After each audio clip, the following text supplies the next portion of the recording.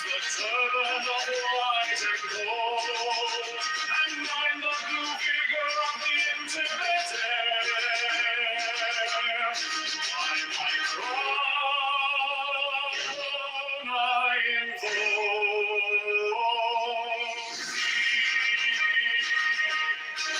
fingers travel on the beats of the world, so I have to be in thy call of glory. By my fingers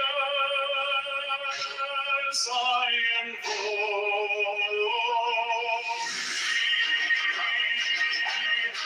they're the wand of double power and the voice of the Master. They will have war. By the Lord I invoke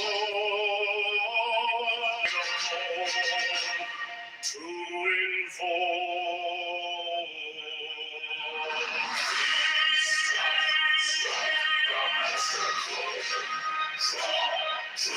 the flaming sword, crown, child, and conquering Lord, glorious avenger.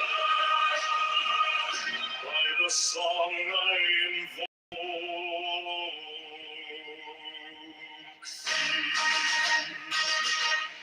in my hand is thy sword of revenge. Let it strong U.S. Supreme Court historical Society 160 Supreme Court cases since 1789. It's used as a foundation for policy.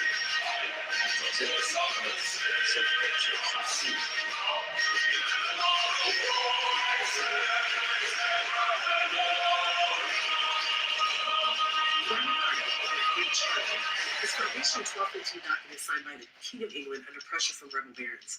It established that the monarch was mine is the head of the man, and my insight is keen as the hawks by my bed I invoke. That free man had rights that cannot be taken away.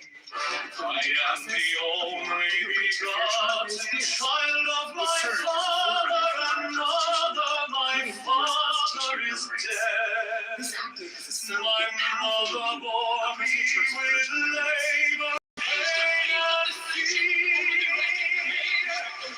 By my body I invoke peace.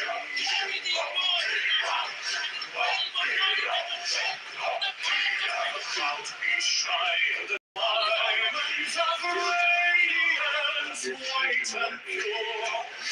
On my left brightness I invoke thee. Mine is the red triangle, reverse the sign, given of none, save it thee, O Lord. By the beloved I invoke I'm 12 years old, and I'm 14. We believe that blacks cannot protect whites, and they attack because they demand us to kill Jews. so with all the flashing of day that I wear by my robe I invoke thee. Mine is the light of office and time pure, by the side I invoke thee. Mine's the turban of white and gold, and mine the blue figure of the eternal air. By my crown I invoke thee. My fingers travel on the beat of prayer, so run I after thee into the car of glory. By my fingers I invoke thee. Under the wand of double power in the voice of the Master. By the word I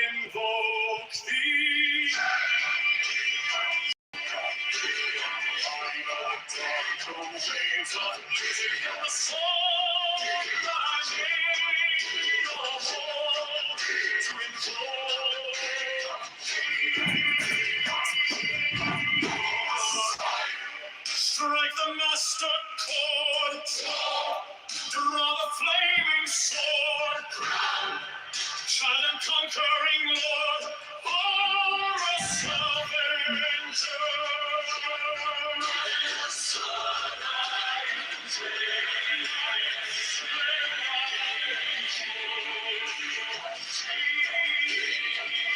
in my hand is thy sword of revenge, and strike thy cheek. By the sword and trophy, by the voice of the 611 are the voices.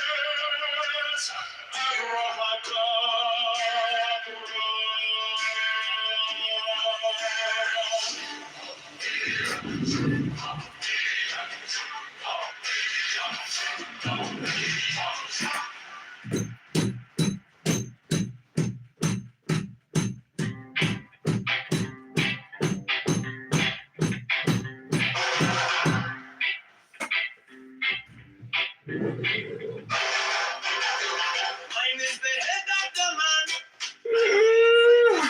So once by my head I invoked it. I am the only begotten child of my father and mother. My father is dead. My mother for me with labor and pain and fear. By my body I invoke thee.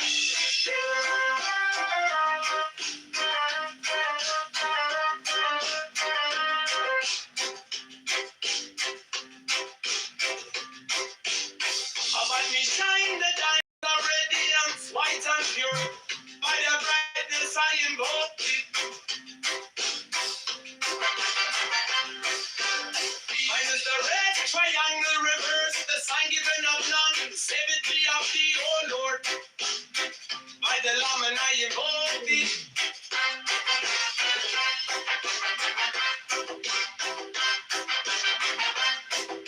Free mine is the garment of white, sold with gold. The flashing of eye that I wear by my robe, I invoke thee.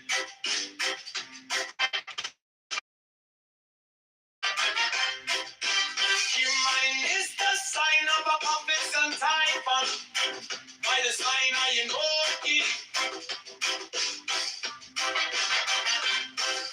For mine is the turban of white and gold, and mine the blue figure of the intimate. By my crown I invoke thee. My fingers travel on the beats of earth, so run I after thee in thy car of glory. By my fingers I invoke thee. I hear the ones of double power in the voice of the master. Abraham, Abraham, by the word I invoke thee. Be my Lord and dark blue waves of music in the song that I made about to invoke thee. Strike the master chord. Draw the flaming sword. Giant and conquering Lord. Horus, avenger. By the song I invoke thee.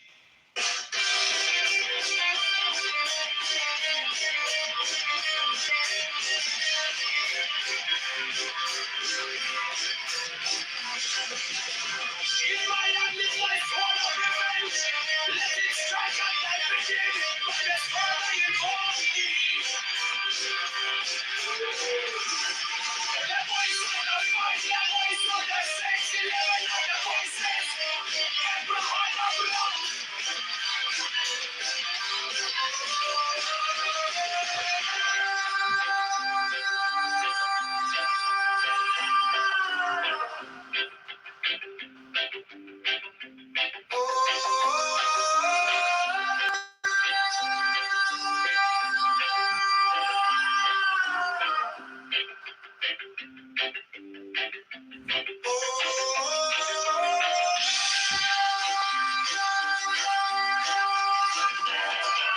The voice of the fight, the voice of the 611 of the voices.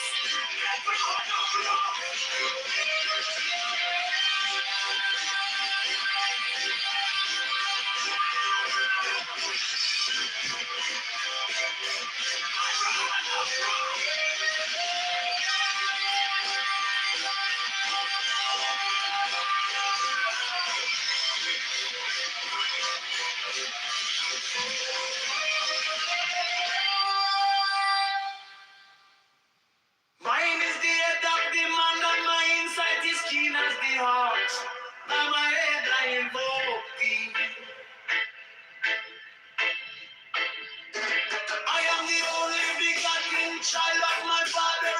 that my father is dead.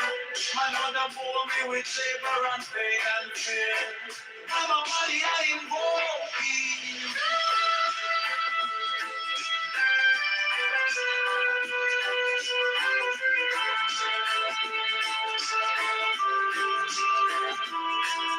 On me shine the diamonds of radiance, white and pure. By the brightness I invoke thee. Mine is the red triangle reverse, the sign given of none. Save it be, oh baby, oh Lord. By the Lamb and I invoke thee.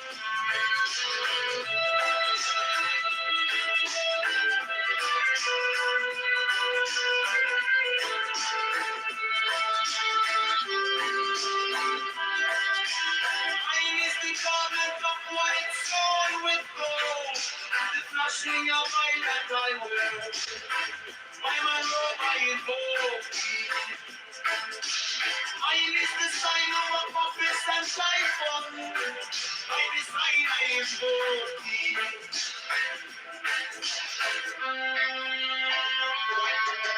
Mine is the turban of white and gold, and mine the blue vigor of the intimate air. By my crown I invoke thee.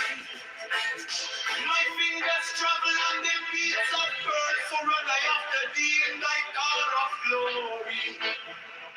By my fingers I invoke thee. Father, the one that got the power in the voice of the Master. Abraham, by the word I invoke thee. Hey, mine heart is on two waves of music in the song that I made a whole to invoke thee. Strike the master sword, draw the flaming sword, crown the conquering Lord, our Lord, having God, by the sword I invoke thee. In my hand is thy sword of revenge, let it strike, and not be beaten, by the sword I invoke thee. The voice of the right, the voice of the six, 11 of the voices. Oh God, oh God.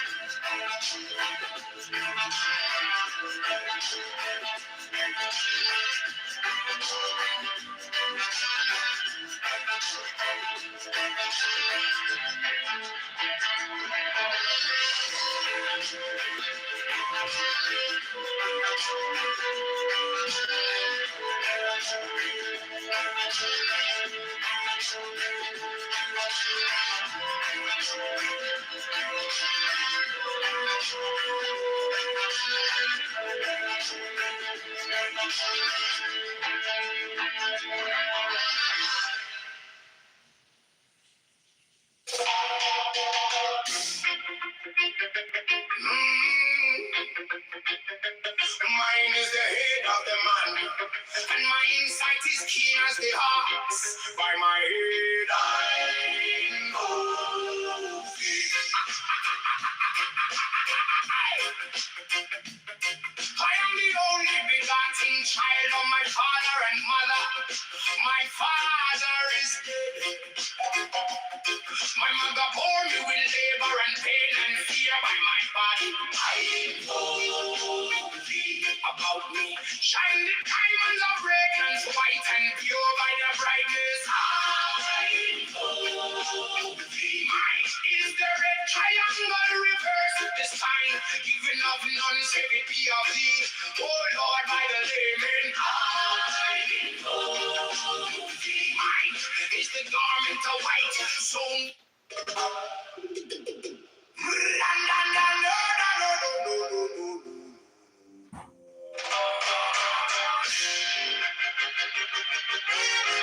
mine is the head of the man, and my insight is keen as the ox.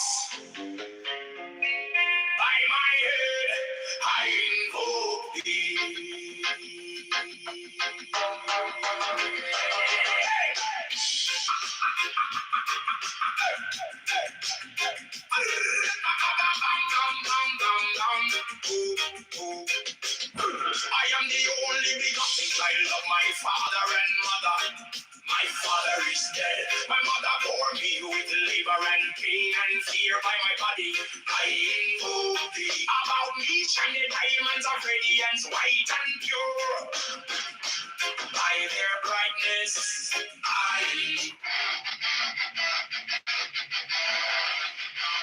mine is the head of the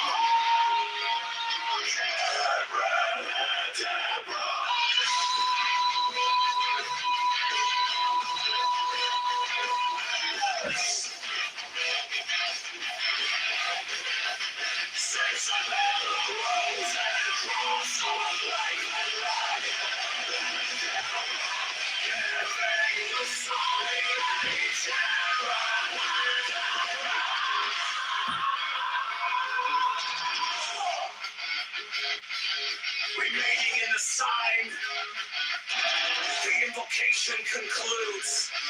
Therefore I say unto thee, come now forth and dwell in me, so that every spirit, whether of the firmament, or of the ether, or of the earth, or under the earth, or dry land, or in the air, or whirling air, or of rushing fire,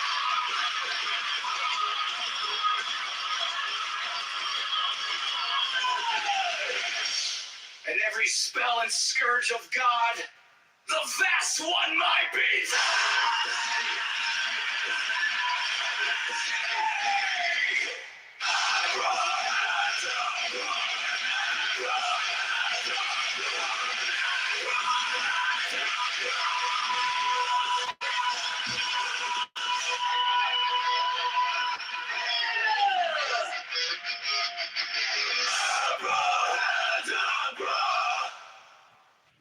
Mine is the head of the hawk,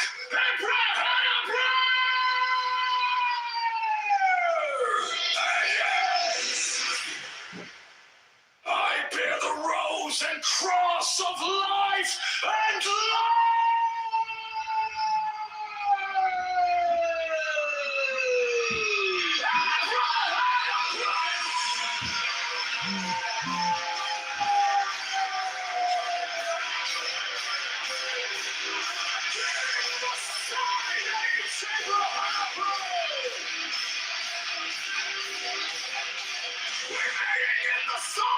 the invocation comes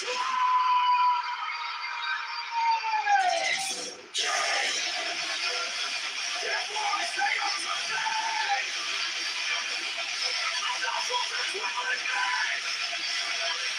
so that every spirit, whether of the firmament, or of the ether, or of the air, or of the air,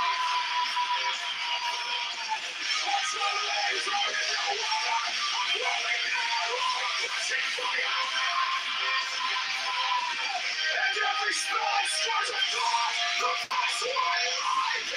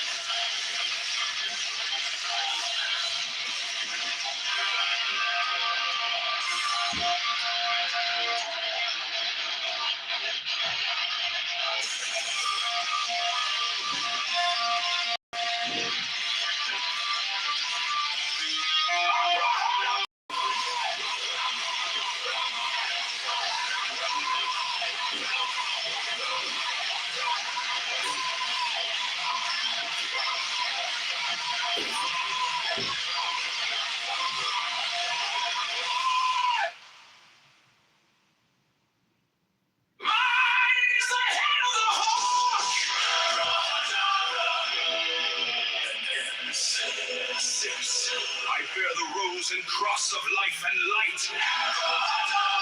giving the sign at each abracadabra. Remaining in the sign, the invocation concludes.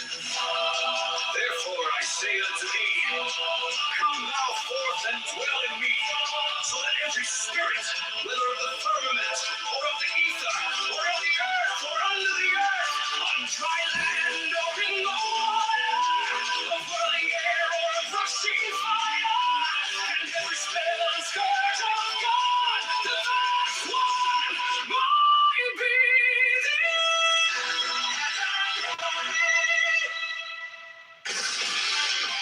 mine is the head of the hawk, abracadabra, and ends. 6. I bear the rose and cross of life and light. Giving the sign at each abracadabra. Remaining in the sign, the invocation concludes. Therefore I say unto thee, come thou forth and dwell in me, so that every spirit, whether of the firmament, or of the ether, or of the earth, or under the earth, on dry land, or in the water, of whirling air, or of rushing fire, and every spell and scourge of God, the vast one, might be abracadabra.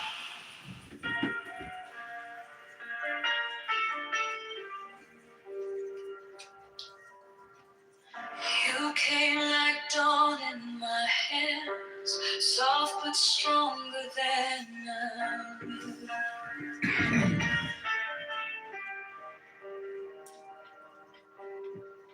My fear turned gold in your eyes, and my whole night broke in two.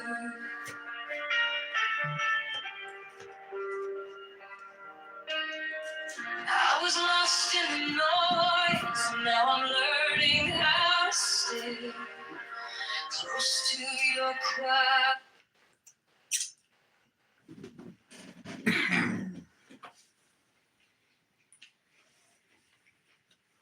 We'll have all the channels.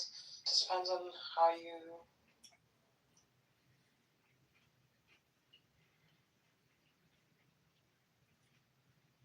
Dan de quay kendi ben long quay kok ti tem bang de long de kosti wala bang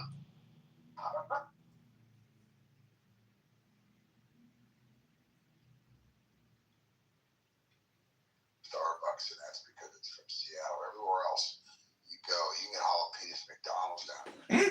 It's kind of wild. Jalapenos aren't even that spicy. That's the No, that's right. That's entry level peppers, and you know, if you send one jar to New York or Pennsylvania, you got to send an SDS. You got to have people showing up in plastic suits surrounding the jar and say, "What the fuck is this stuff?" But it just comes out how you get started. What's the hottest pepper? Is it the Asian peppers or the Well, jalapeno? they have like hype. So you have to look this up because you know, for the last like a decade or so, you have hybrids where they basically ended up like there's the Carolina Reaper. There's all of these weird ones where it is like if you were to look at like habanero, which is this more common pepper, which is much spicier than jalapeno. This is like you literally these peppers start getting hundreds of times hotter, and yeah, it literally people they get ulcers where they burn a hole in their stomach trying to like digest this stuff. It's Are they hotter than Szechuan? Than like the really hot Chinese? That's not been my yeah. Really? You think that's the case? Because I've had my face burned off over in Asia. Shit. Yeah, I mean, I've been in desperate, really like pain in Asia. Yeah, they have it's like I don't know, kind of like marijuana, like how you have these really strong strands that people end up producing these hybrids, and you have much stronger peppers now. You look it up. They have was it the Scoville scale? I forget what it's called, but it is you have peppers that are just like insanely spicy. And I haven't had those. Mm-hmm. But Jebediah, I also have my first selfie with an alligator, and I grabbed it. I missed him because he went into the brush. My first rattlesnake. I tried to pull him out, and haven't quite there. I've hiked Cap Rock. Oh yeah. Are you trying to grab a rattlesnake? Oh yeah. Rattlesnakes are overrated, man. I mean, it's copperhead you got to worry about. Rattlesnakes are the big pussies of the reptiles, actually. I mean, if you step on one, you got a problem. But if they see you coming, they're gonna run mostly. No, that's true. Like, but like here in Arizona, where they're like pretty common. They're a lot faster. They're a lot faster than like for example the vipers in Asia. Yeah. And they are generally when you get bit, it's because you did not see it and you put your hand near it or your foot went near it. That's basically how it happens. It doesn't. Obviously, nobody wants to get bit by one. I actually just saw one, and I was like, oh. I wanted to get him out of the brush so I could see it, so I tried to grab his tail, but there was like this pylon, and then there was this rock and some brush, and he slid in there, and I wasn't going to put my hand too far in and try to grab him. Mm-hmm. So I let him go, but I damn near close. So I'm going to get one, and then I'm going to hold the selfie holding a rattlesnake. They're bigger than I thought. You don't think those fuckers can leap, though. Like, that's the scary part. Like, rattlesnakes are not... I don't even know what the strongest rattlesnakes are in the United States. You have like I don't think it's here in the Sonoran Desert. I think actually in the Mojave Desert they have the strongest. And there's that here. Like, well, No, I'm talking about it anymore. But in Mojave, and then you have the Cottonmouth. You said it right the right time. Like, you know, I live in Georgia. But when I went, no, but we have a lot of shit ton of diamondbacks around here. Like, and we have water moccasins. Like, can I finish without you interrupting? You're a retard that's interrupting me. You know, but like when I was in like Fort Leonard in Missouri. You were talking about copperheads. You know, I had to dig an over-under when I was in the field, and I was in my sleeping bag, which we call a fart sack. You know, and when I was in my fart sack, I woke up and there was a fucking copperhead. Okay. Well, I believe again in Canada. I mean, you have convinced me that Canada would not. Would be like the movie Red Dawn, like y'all would fight, so. Oh yeah, make no mistake about it. People would definitely fight. I mean, would they like it? No, and I mean, especially, does anyone want to get, I remember when this whole thing started when Trump threatened Canada, I wasn't the only person that was just like, what the fucking, excuse my language, are you fucking kidding me? Because the thought of fighting Americans, as much as we may have, our friendly rivalry, especially hockey and certain stuff like that, whatever, it's like having fights with your cousins. In a way, we all share the same continent. We've been through wars together. We've exchanged and trade a lot together. No one would feel good about fighting America. That is not true. Because we lose when we're not. It's not. You just don't want to do that. It's like fighting with family. Why would you want to fight with your family? Feel good about that. The thought of it is just. I don't even know if we'd want to. I don't know if anyone would have the stomach for it because it's just so weird. There's so many interactions that we have together. That we have a lot of Canadians have properties in America and vice versa. And go to vacation all the time. It'd be super weird to be actual foes. Hey Marlene, I have a question. I was going to say, for Donald Trump to say to take us out of NATO, that is just dumb. And if you have Republicans that back that idea, what in the hell? That's like a long-standing coalition, I guess. So, it's embarrassing. We need to keep NATO together, and Donald Trump talks about so and so paying their fair share and all this kind of stuff. Look, at the end of the day, sure, people are paying their fair share now, I guess, the way he says it. But my God, we shouldn't even be in any of this kind of stuff as far as wars and this, what right now. This is just really embarrassing. And I think, what is this, 3 or 4 days, this war may be illegal. Lisa talked about that. So illegal things, Donald Trump doesn't care. So let's see if this holds, and when the time comes, let's see if the war ends under, an illegal, circumstance. I don't know what y'all think. Do you think that the war will end after, Congress, whoever declares this to be illegal, or will Donald Trump be able to continue doing this regardless of what is passed? I wanted to ask my question still. I don't have an answer for that, but I did want to ask the question, Marlene.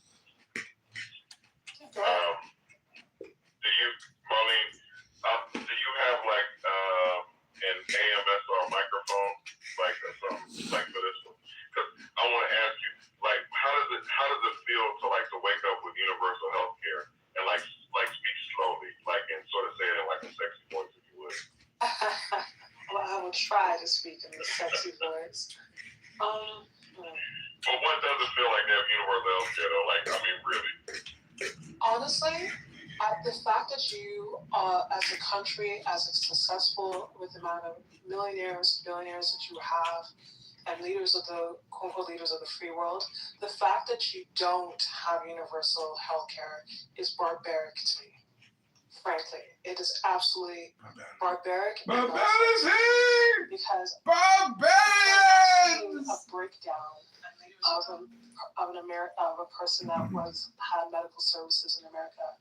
And the fact that you guys charge down to the gloves that the doctor uses, and that's literally whether you have money or not could be the difference between you live or die, is crazy to me.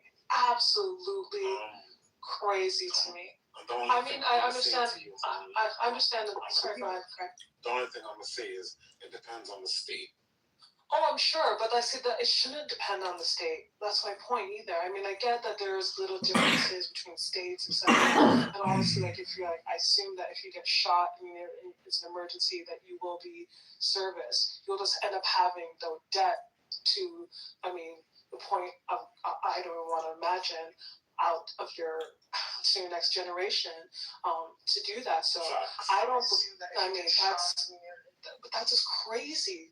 And I wonder sometimes, what do you all pay your taxes for? If it's not to take care of yourselves, what in the world are you paying your taxes to do? Because no one, I mean, sure, let's just be very clear. Canada is not perfect, and especially since this, in the last decade or so, this adaptation of privatization, which unfortunately came from you all. We have greedy fucking politicians, mainly on the right. I'll say it straight goods because they're corrupt as fuck. They've taken that idea from privatization and stealing public funds to fund private care. That was an idea taken from America because, again, they're just all corrupt and they get money out of it. It's not because that is the fundamental way. And eventually there's going to be a huge pushback on it because the boomers are now getting old and they're needing care, and we're literally having a crisis right now in our healthcare. But outside of the recent issues, fundamentally, no one's going broke or poor from going to the hospital. It doesn't matter what you have, that is basically covered. And if you have a good job, you'll even have additional coverage that covers a lot of that, if not all of it. So the most that we pay for is prescriptions. And even some of that, depending on what your drug plan is, will be covered completely. So there's no one, the only time yes, there can be for certain special things, there could be a wait for a few months, but if you have the money, sure, you can privatize that and go and spend that right, and probably you get reimbursed. But the fact that you all do not have universal health care, and also you have maternity times of 2 weeks, we go a year. Maternity was a year. And there's paternity leave too. So it's That is crazy to me that you all live like that, and you must probably have to choose between, am I going to go to the hospital to the doctor, or am I going to just suss it out? Which is crazy. Like, I mean, you should wonder whether or not you're able to go to a doctor to take care of your health, and whether the government that you pay and you vote to put there is going to cover that. Because what other function, other than taking care of the people, by the people, for the people, are they there for? Like, it's crazy. You guys should have already post-tested and like burned the whole shit down at this point. Let me jump in real quick on that too. So to the point about, because that's the reason why I asked you, so I really, and you got to it about like how it feels to just like be able to know you can go to the doctor and you know you don't have to like work. So for us and for a lot of people, like these people in these rooms, most everybody in here, if you can be on Clubhouse, you're probably working or you're doing okay or whatever, or you have insurance. There are a lot of people now that have lost their health insurance, these healthcare subsidies that they talk about, and all the confidence in this country have something called Cobra, and Cobra is super expensive when you like have to go it on your own. Now, like we have this like sort of healthcare, the Obamacare essentially. You can go in and still, but you're still paying for this healthcare. People talk about their healthcare costs are going up. A lot of like Trump support, all these people talking about that. Saying that to say that Lindsey Graham, I literally watched him say out of his heterosexual ass face today that that he the ballroom. They're asking, I think, for $380 million for the ballroom, and Lindsey Graham said, "Well, we're just gonna go ahead and give him $400 million just because we know it's gonna take a little bit more to build." So meanwhile, if you're listening to that and you're in North Carolina, you're in Lindsey Graham, so you're in Stitch when it is, and you're out of work and your kid or you got something going on with you that you want to get checked out, but you know can't afford to go to the doctor, and we're spending $400 million on a fucking ballroom that shouldn't be built, or you're sitting there watching this war. So what Lisa was talking about earlier, where these ships have been out for a year, and like the amount of money that it costs for us to run this war, I think it was like $1 billion or something. Fucking, I don't know. It's like this money, it gets to where like the numbers like fucking monopoly money. But saying that to say that people, so for y'all to have universal health care, we don't, and we're literally watching people just burning through our money, and people literally out here are like suffering behind it. So that's why I was just asking, just to wonder like how it feels if you have something wrong, you just go and just get it taken care of, and not have to worry like going into debt. And Michael, just go ahead and do it, brother. Let's move to Canada. We'd be glad to have him.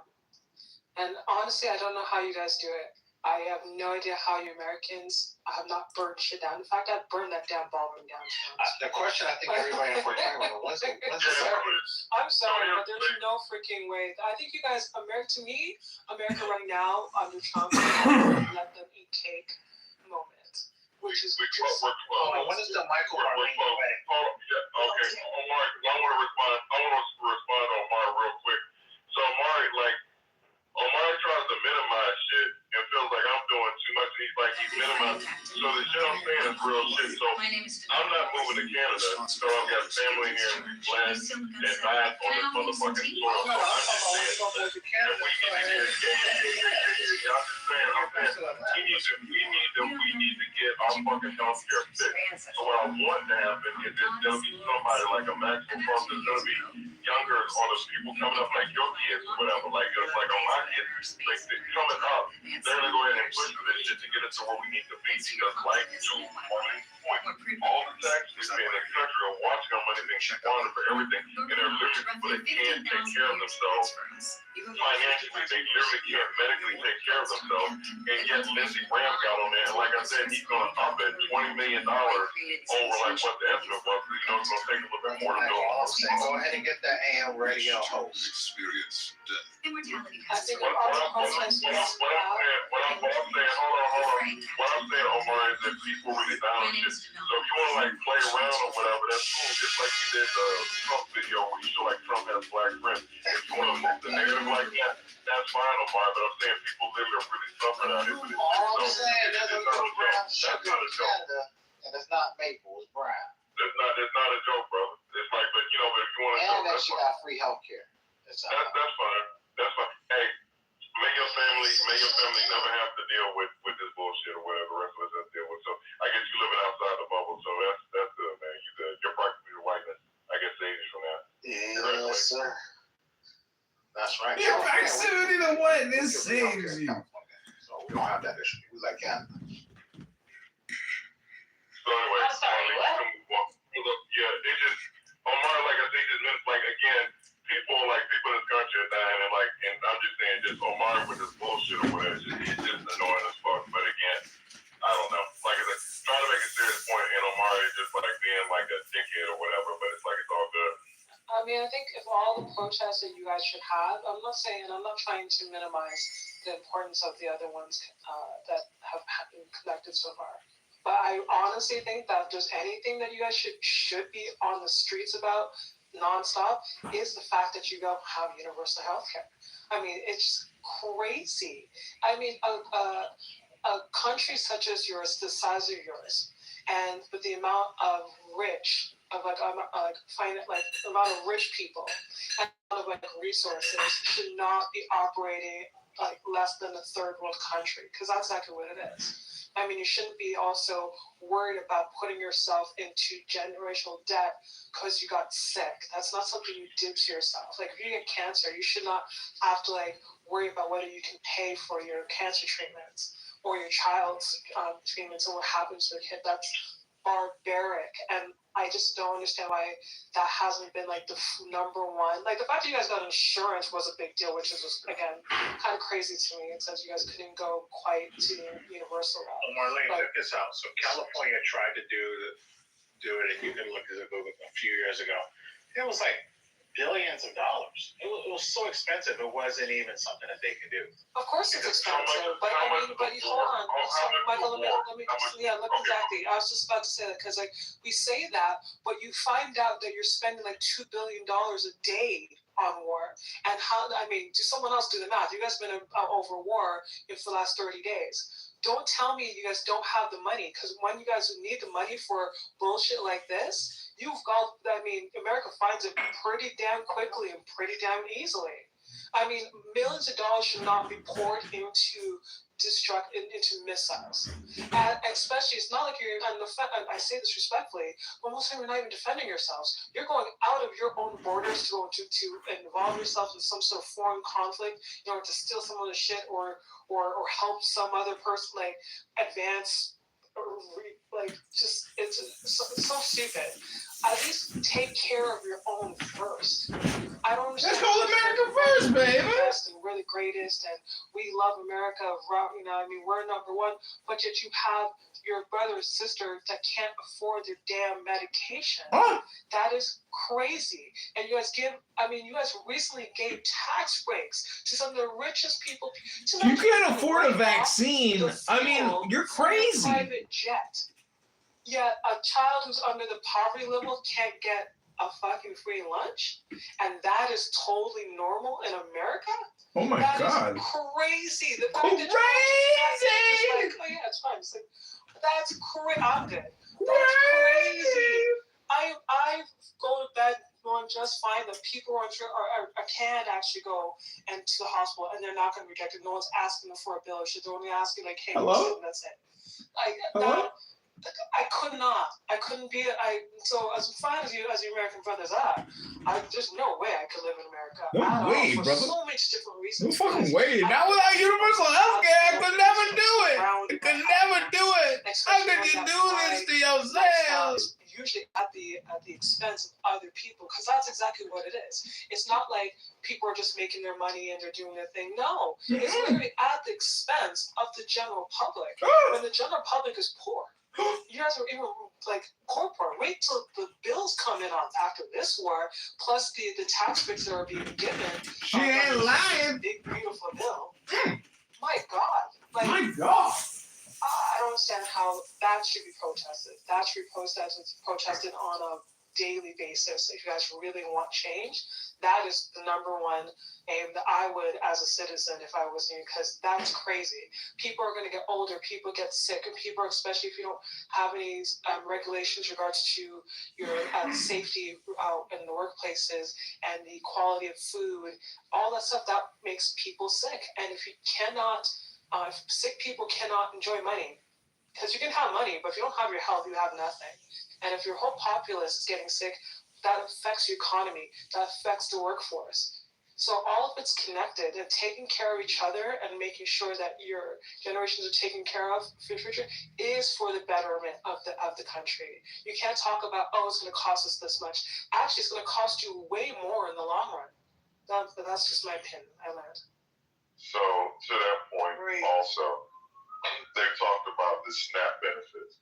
So people also, we don't have medical, but then we can't eat. So there's a story of this woman that literally talked about she was crying when she went for a physical. She lost 40 pounds in a year.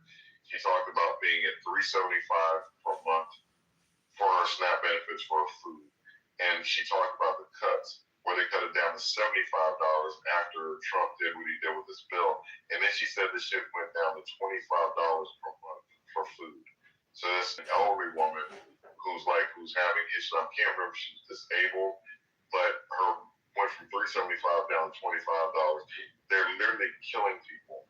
This whole thing we did with USAID, where we just out of these countries, we're killing people, but then because we're pulling money out of these programs like Russell Watt and all this shit they did with Doge and Elon Musk and all that, all these cuts they did. But meanwhile, like to the point that we're all talking about, this war that Trump, he thought it was going to be quick, whatever, but it's like we're burning off all this money. We're just shitting out money. And meanwhile, this woman is on $25 a month trying to eat. So the priorities are what they are. But when I was asking the question about Canada, I was generally being serious because I don't think I've ever asked a Canadian what it feels like just to be able to go to the doctor and worry about shit. Have ways in this, but they're ways in this sometimes, and not as long as England. It depends on what, if we're talking about something special, like say like a rotary cuff or some sort of like something that's rare. Yeah, I think non-emergent, like kind of like not especially like it's like cosmetic, like say a breast reduction, and that's because only a few doctors do it. It's not because breast reduction in 2026. I am. So maybe You getting titty reductions? You huge! let me say this to what Craig just said. So the waiting list here in America is that, and it's happened to my family, the waiting list is that, my legs might be I agree with that comment. Whatever, soaking Epsom salt, and then die of a fucking heart attack. Our waiting list is that we don't have the money to go take care of shit. So like black people,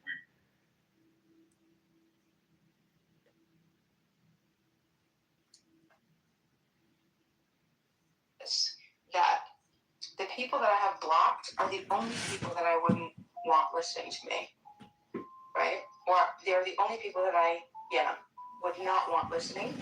So you're welcome. I mean, like, you're welcome to be annoying. I'm not angry anymore. I don't know why I had to remember that, but it's a good, it's a relief, because if you block people that you don't want listening to you, they can't make it into your room if you're a mod, which is wonderful. Oh my God. And there are these 3 ladies that are demons, and I really mean it. Listen, when I say that they're demons, I'm not exaggerating. One of them today, I swear to you, was, now I didn't hear it directly, I heard it secondarily, but it's a credible source. They were praising and admiring the devil. And I thought to myself, oh, wow, that fits perfectly. Oh, and there's John Kitover. Yeah. I'm telling everybody, John, do you know Uma? John, I think you should know Uma. I think everybody should know Uma. I really want Uma to be my neighbor. Won't you be my neighbor? Why? What's so special about Uma? I think she's just fascinating, and she's fun, and she's funny. And I feel like she's crazy like me. And I think Well, you're crazy? I think we could probably even each other out really well. Wait, why do you think you're crazy? I think we just have such a fun time. What? Why do you think you're crazy? Yeah, I know. John, what are you doing? What do you mean, what am I doing? What have you been up to? I've been seeing some videos come through, some notifications. Oh, look, and then there's John smiling in the camera. Yeah, here's me. You're just Anything goes. What?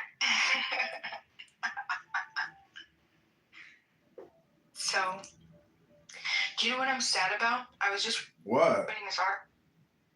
Apparently, this woman, and it's frustrating, and it gives me a good reality check. There's this woman, this hero, this savior that apparently there was this fight that was going on at this bar, and this woman had run into the bar and said, help me, somebody's beating me up. And then she had left, and one of the women that were in the bar who has kids and everything, she went out to check on her, and her and her friend was getting beat up by this guy. She interfered. The guy ended up pulling a gun and killed her. And she died. And do you know how many times I've gotten involved in broken up fights? So many times. Like that's I mean, so many times. So what you're saying is, in hindsight, you're thinking to yourself, you know what? I shouldn't have even gotten involved. That's what you're thinking. No, that's not. What I was thinking is that I need to do it much more. What is the word? Intelligently. Like I have to be really certain of what's happening, and if I'm not armed, I mean, like I need to keep a distance. I don't think I can get involved. Mm-hmm. As involved as Well, today a couple walked past my house today, and she was screaming, "Why don't do this?" And he's like, "Leave me alone! I'm gonna punch you in the face! Leave me alone!" And I swear to God, last year, just about the same time, it was the same fucking drama. And I put them on YouTube. I'm like, this is the second time I've recorded this couple. It's so crazy because. Yeah, I put them on my YouTube account. Oh my God. It's the only weapon we have. I'm not going to call the police, but at least I got a little social justice. Oh, for being disturbed? Yeah, they do this all the time. It's like, take your drama, keep it inside your house. What, you think people want to hear you guys? Shut the fuck up. Oh, you're pretty funny. Do you know what? You are funny, and do you know what else you're annoying? Yes, do you... There's like a percentage of you that's also lovable, and there's also like a credible influential, incredible influencer, I guess you could say. Well, do you know... But that's a small percentage. Do you know what a highly annoying person is versus an extremely annoying person? What's that? Basically, an extremely annoying person is highly argumentative, but a highly annoying person is just totally obnoxious without even being argumentative. Oh, wait a second. So say that one more time. I mean, I'm just kind of making it up on the spot. So if you're do you think I'm highly argumentative people? Oh, yeah. Some people say argumentative. Do you think? Oh, you are very high on the index. No, I disagree. See, Uma is a highly annoying person and an extremely annoying person. She's both. Yes, give it all to me, bitch. You see what I mean, Viva? She gets it. Woman has my favorite. What is this name? Do you know this person for real? Speak to it before? Yeah, Alistair. Yeah, his name's John. He's very popular on the app. Oh, then I added him already.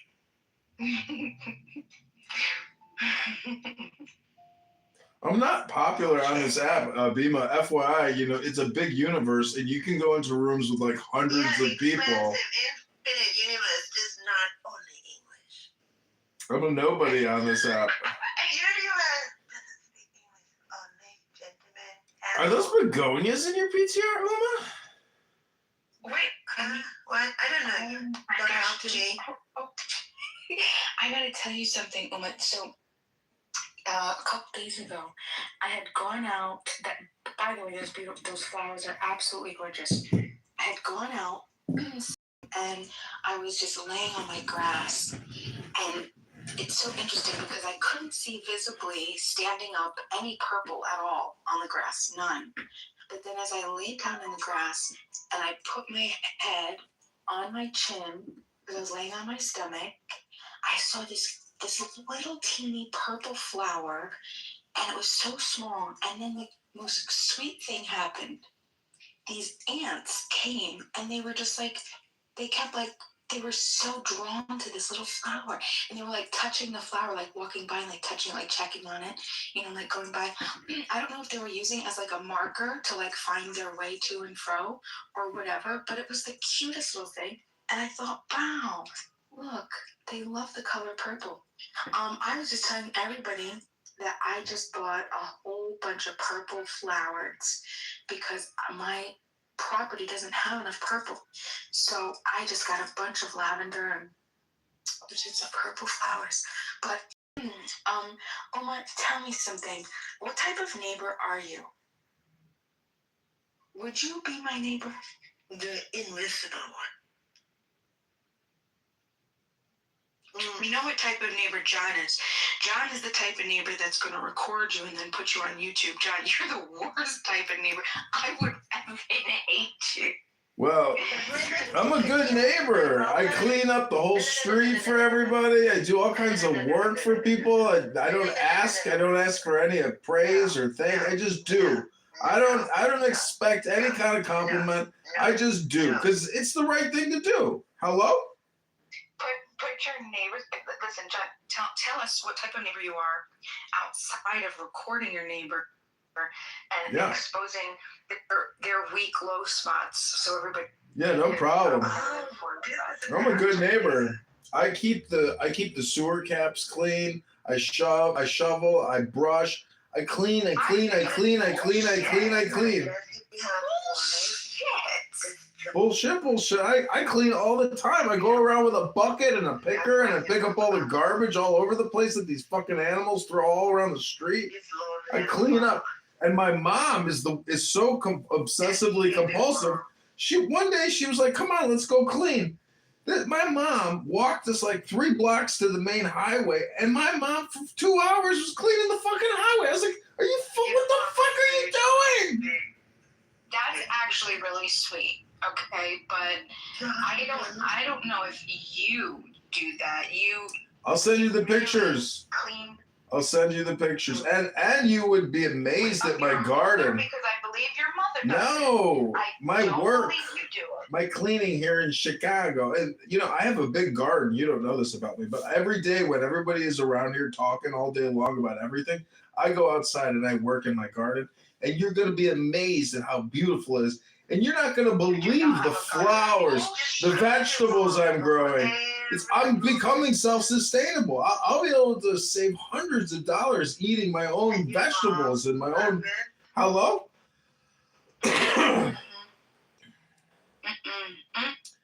Listen, Necro is one of my top political campaign contributors. My mom called me the other day. She said, "I'm worried about you, Johnny. You're on this stupid internet all the time talking and debating, but you're getting a gut and you're not going to the gym. And, I'm worried about your mental health." I'm like, "But Mom, have you heard the people that I talk to? Are you worried about any of them?" "I don't care about them. They're not my son. I care about my son." Hello? I love your mom, but I mean, I don't know how. Tell us about your dad, because maybe you take a lot after your dad. What happened? Well, anything goes. You know what they say. My dad disowned me, and I barely talk to him. And he lives down. Yeah, my dad goes to Mar-a-Lago. He's a member of the yacht club down there. He's a big Trumper. And, you know, he... Hello? Oh, I was here, Fez. Be my one to talk to me, Fez. Yeah, I do want to talk to Uma. Uma, tell me some fun stuff because I just think that you're so interesting. Oh, when John is not around, I would do that. Oh, it's private. If you would like, I can just leave and come back. Would you like I can give you 10 minutes of privacy? I'll just come right back. How does that sound, Uma? Just go away for it. Did you tell me to go away forever? I'm not your mom. Go talk to your mom. Yeah, BMI, did you get my question? A new question? No, it was one I just sent you when we were in Snatch. Oh, I don't think so. Yeah. I'll have to go and check. Basically, I was, for a while, I was the lone dissenter. For a while, as the only person who wasn't a Trump supporter in the room. But I don't know, it's like, I mean, it doesn't bother me if anyone supports Trump, but I mean, I wish they had better judgment, but in general, I mean, I never would think that you support Trump at all, or do you? Let me ask you a question. Do you think, because it's a good question and I'll definitely answer, could I ask you a question first before I answer? Sure. Or would you like, okay, thank you. Do you think that it's impractical to take someone that is supposed to be like the president of the United States and then judge them in totality, like a net negative or positive versus what the specific policies? Because I mean, and this is my thought, right? Every human being, we can find really shitty things that they do, and then we can find really cool things that they do, and then I don't know. I'm really not sure the answer to this question, but the reason I ask is because there's definitely things that I am happy about that he's done. And there's also things that I'm really unhappy about. And so when I'm asked something like, do you support Trump? It's like, I support people doing good things. And I support people who don't do good things. But I don't know of one human being that I could point to say that they do only good things or only bad things. Like, you know what I'm saying? Yeah, I mean, to me, I have different standards. Like, most people see presidents as the lesser of two evils. I think that that's a shitty way to look at the system because, I mean, I didn't vote in 2020. If I give an example, I didn't vote in 2020 because I didn't like how there was the cover-up of Joe Biden with all the rape allegations that were made against him. And I couldn't vote for Trump either specifically. So like, to me, it's like, I think specifically the idea specifically, like, it doesn't matter who this person is, the fact that they could have potentially have committed rape because they are still voting in line with what I want overall specifically. And it essentially allows our leaders to be deplorable characters specifically, which I think is disgusting. So you think we should? May I ask a question? Do you think that when you vote for your president in America, and like, do you want him to be your president or do you want him to be your pope? None of the above. Deal with it. Yeah, I want them to be my leader. It didn't even occur to me, and I'm not saying that this is analogous to Trump's experience, but this is what I can conjure up. I want shock shit, and I want kinds of things that I can deal with to navigate that system. Fuck that. So, that's all that I can kind of pull from as an example. Perhaps at a much more bigger scale than he's dealt with. it's probably Yeah, it's good to see you, nauseating, Brian. and that's probably one of the things. So we yeah, I don't mean, ever hear overall, I talk can say about, that, like, I mean, because why would you like I share can say, that, like, I right? agree with It's how some of these ridiculous some positions, of but I the still things can deal think with they're how it like, say, presents to I don't us support them as at all. Like, his entire Joe Biden is a person who I as well really like the make a economy, but I decision couldn't say that I without supported the him aid of as a person. congressional I mean, it's not so much of an age or again, anything it's like like, that. It's just wow, specifically. what an impediment Overall, to I wasn't really progress. Joe Biden. That's what I had an imagine issue with. goes It through was his mostly head. just It how it makes was sense. being covered Do up. I Because like I it don't though? believe I that haven't changed necessarily. I he don't was like competent Donald Trump, enough, but is what I think. try to empathize with his plight. You know who you could have been describing? Woodrow Wilson. But then again, I don't think that Trump is competent enough to. Sorry, no, I was going to say on Woodrow control. Wilson was much in the same way. Yeah.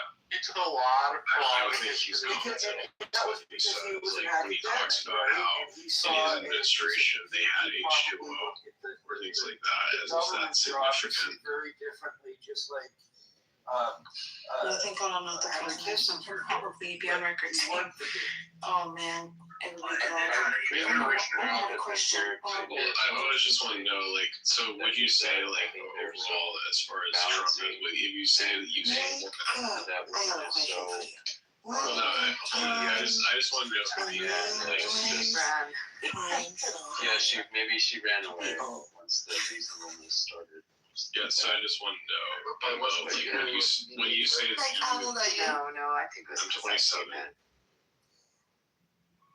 But so Abby, let me ask you Why? this: like, who? Why is my age important? Why is my age important? Who is your No question. I want you to. Oh my gosh, Uma, look at this flower. No, it's Glen It's called the Loveliness Dianthus. It's the funniest looking Like thing. absolutely. It's so like Everything raggedy. about I him just have to buy from, seeds. on a purely statuesque, Lincoln-esque kind of style. His auditory skills, his policies are spot on. He was a popular governor. He managed his state well. I mean, he just hits on all cylinders. I'm just thinking we need smart Republicans to have their voices heard more. Like I don't hear a lot from the GOP intelligence. And he was a one-term governor, right? Because they Only allow one-term governors which there. I think is so interesting. Why he's not in the cabinet now or in some position, I mean, I'm surprised Trump hasn't found a place for him within the government unless he doesn't want it. And I don't know if he would throw his hat in the ring, but if you're asking me who would be the perfect candidate, or even in a VP spot, I mean, I hope he gets activated. Do you think Rubio's brand is? I think Rubio is probably one of the best political animals in the Republican Party, but I think He's Lil Marco. I think he'd be so much better than Vance or DeSantis. How do you all? But I think this war is going to tarnish him. I think first up, we'll have Trump fatigue. And the fact that he was Secretary of State in an unpopular war, I think his brand is kind of. I mean, I think maybe 2032 he could reboot, but I think for 2028, I think Rubio is he's just damaged goods right now. Scott, we had Vance campaigning for Orban, so it's like there's some egg on. Yeah, Vance belonged nowhere near that shit. I don't know why the president sent him. It was dumb. I would love, if I saw Rubio in a debate with Gavin Newsom, he'd rip him a new one. Rubio would destroy in a debate Newsom. I mean, it couldn't even come close. Well, I mean, what Kamala taught us, right, was that I don't think it's nothing to win statewide office in California. I think it's an accomplishment. It does not make you a viable national candidate. And so I think people that think that anybody from California would be a formidable national candidate as a Democrat are clinically insane. because California is just so far different than the country. I like California. I love it out there. I think it's great. But I just don't think. I mean, Harris showed us like what that statewide brand. As a Democrat, as a Republican, it's different. If you win statewide as a Republican in California, you've as a minority won the majority, right? And so I think like Reagan, Nixon. I mean, these people that can do that are singular impressive people. But I don't have any confidence or respect for a Democrat like just because they won statewide. Like, that's like asking me if I stopped beating my wife. I don't think that's again. It's not an accomplishment, but it's not going to be. Or if I ask you if you stop beating your wife. Hey, stop talking. Let the woman talk. Do you know what the Hello? coolest thing of this? This is my favorite site to buy seeds. It's called Gurney's, Gurney, and one of the coolest things about this site is, you know how you have your grow zones, right? Once you put your grow zone in the website, and you could look at whatever you're looking at, it'll tell you, oh, look, this grows in your zone, or nope, you're SOL. You know what I mean? So you have an idea of what is perfect for your zone, and you don't have to like go and check, blah, blah, blah, blah, blah. And it's just so wonderful. Hey, is that like from my Willie? I mean, I can Hello? the trans man and No, Uma stays forever. Is this a grow zone? Anything goes here. Anything. Uma's part of the grow zone. Oh, anything goes here. Anything. It's a grow zone. It's a grow zone. Hello? Yeah, you do. Oh my gosh, it's He's back. He's back and better than before. He's back. He's unstoppable, this one.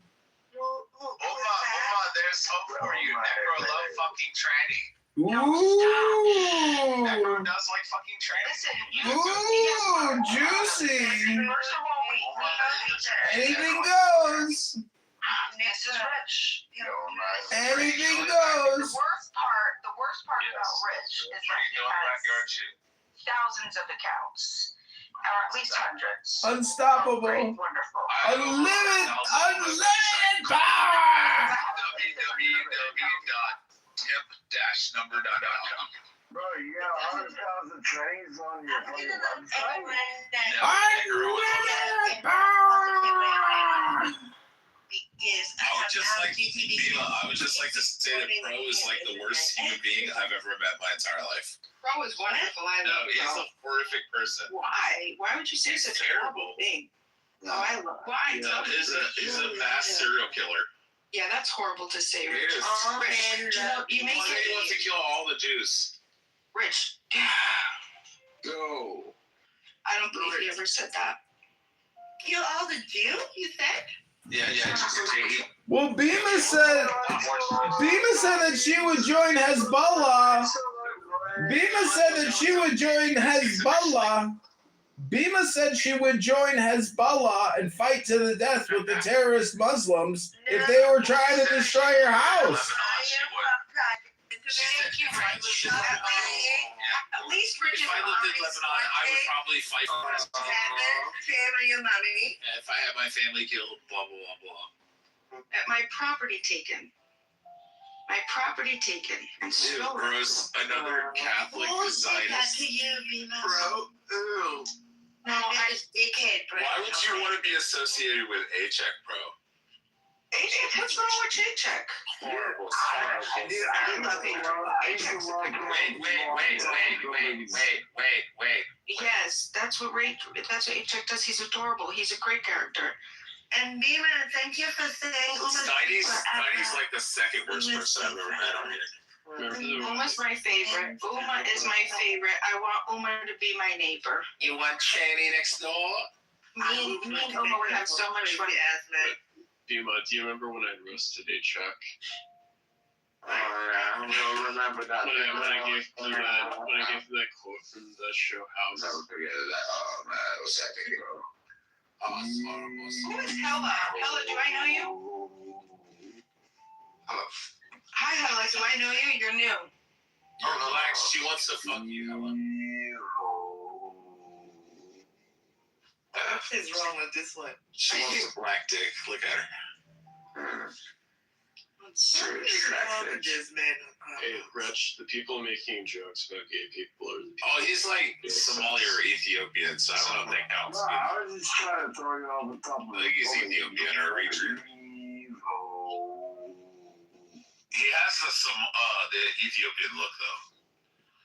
Yeah, he's Ethiopia. Yeah, man, that's on point. Even when No. How do you say it? No. I want to talk about what Uma wants to talk about. It sounds like the Muppets when they say how are you in Amharic. They're like, banana. I'm gonna say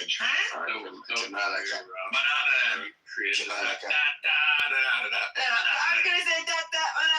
Yeah, banana. It's something like that. It's like nananin or something. Chevy, look at my PPI.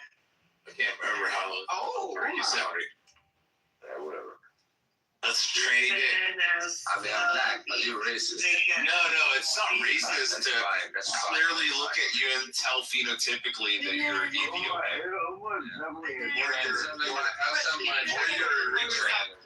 either Ethiopian or Eritrean. Just a little bit. I'm not. It's not racist to say he's Ethiopian or Eritrean. Look at it. You either, whatever you either. Or Somali. He might be Somali. But he might be like northern Somali.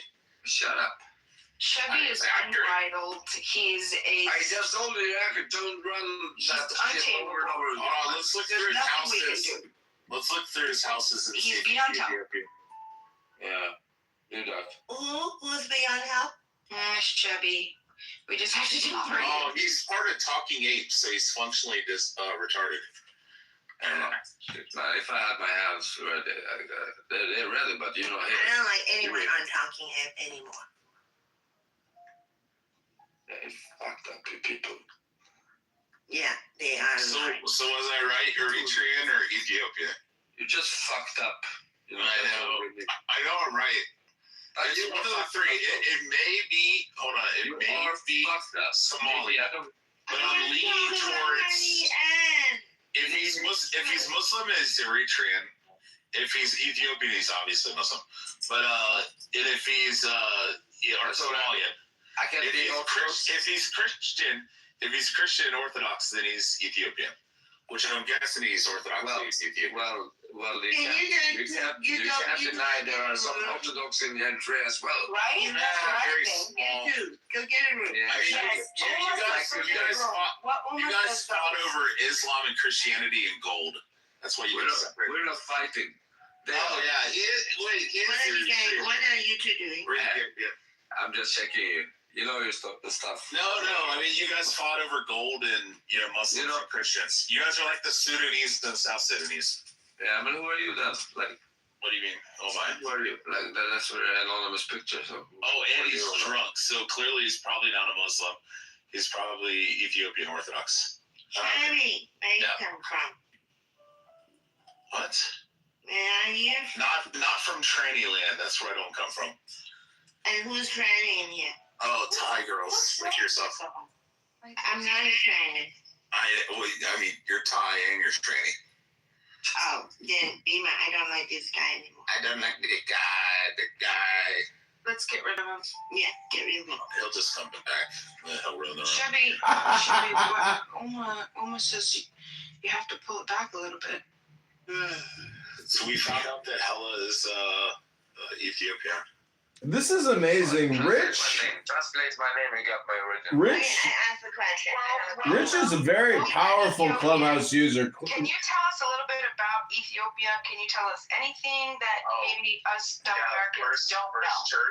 First church. Not you. I'm not talking to you, Chevy. Chevy, I'm talking to Helen. Jews that now currently reside in Israel. But it's just not the way. It's not our selection process. Jason. Gandhi is not going to get elected in our system. We did, Jason. We did have Washington and Adams. I mean, those were probably, and maybe Jefferson. I mean, those were a different school. Yeah. They were a different school. They were a different breed. I mean, but really, you're just talking about a different concept of how we get a president. It's not a bad concept, okay, but it's a different concept. But what Austin just said about being a good governor, I think it's interesting, and you have to really unpack that, because really the best presidents come from gubernatorial backgrounds where they managed, and they, the majority came from that, and they were in a management role. And some governors have more obligations and more that they're responsible for than other governors, like just how their state laws are. And I've made this argument before that probably the hardest job of all 50 states is the governor of New Jersey. The Jersey governor oversees so much more than other governors do, and it's a much more encompassing job. And you just look at, where did a lot of our presidents that came from New York governors, California governors, right? Texas. Just think about what was the breeding ground. All these big states were big or complex. And the Jersey governor has to appoint all the judges. They're not elected. It's just he oversees more under his control. And again, it's a good prep. I'm not saying that Chris Christie would have been a great president. I think he would have been a great attorney general. It's kind of sad that they had a falling out. I think he would have done a good job, but the people that I don't know all the different states and their laws and how much are under what's under his control or her control. The governor of California, Texas, and New York, they're managing the size of the global economy. It's larger than the economy of the stations. And they are very important. And another interesting and weird thing that I just remember from Dan's place in U.S. history, Ohio is really important presidential history. So there's an Ohio producing candidates. We had Garfield and Taft. Wonder why. But it's one of the most populated. I don't even know how to electoral. It's very populated. It has been kind of it was almost a frontier state in many regards. It's because it's high in the middle on both ends. So that's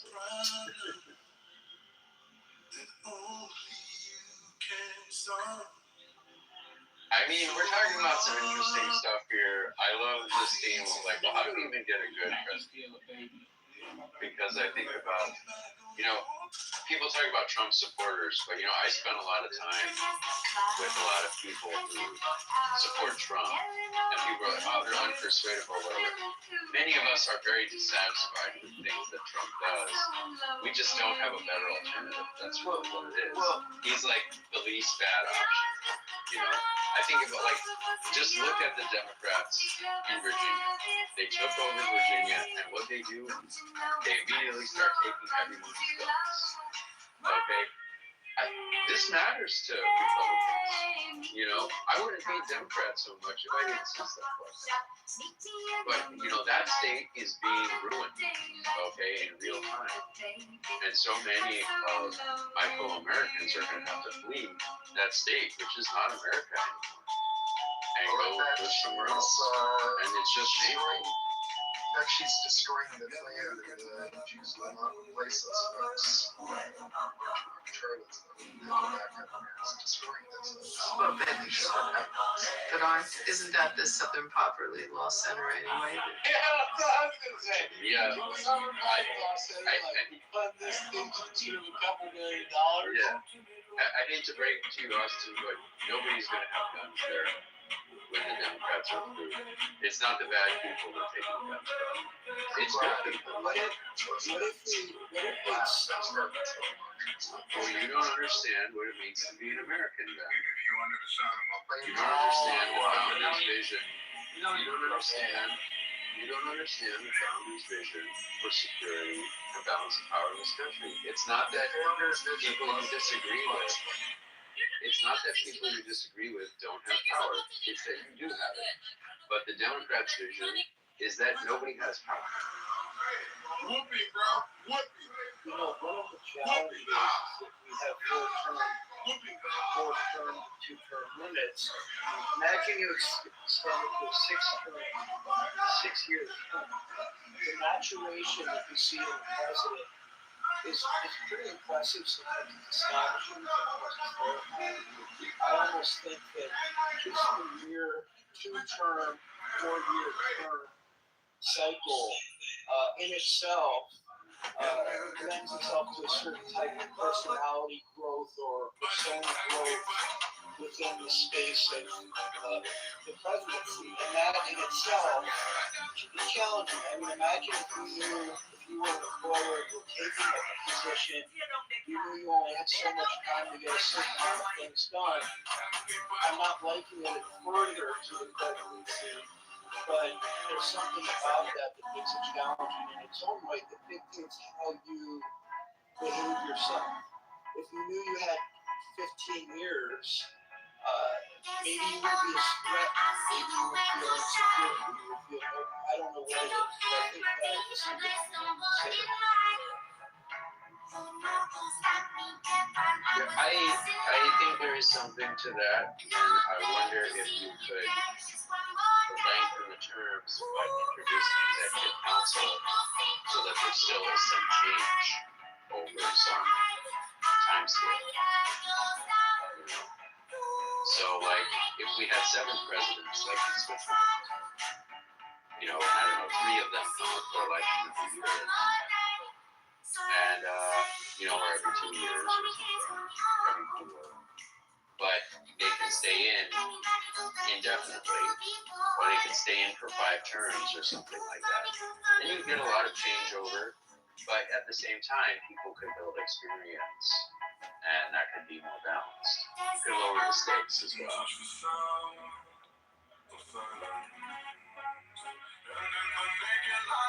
I mean, I've been so insecure in jobs where I have like a 3-month probation period or something like that. I mean, that in itself is enough to make the insecure employee act in certain ways, right? I mean,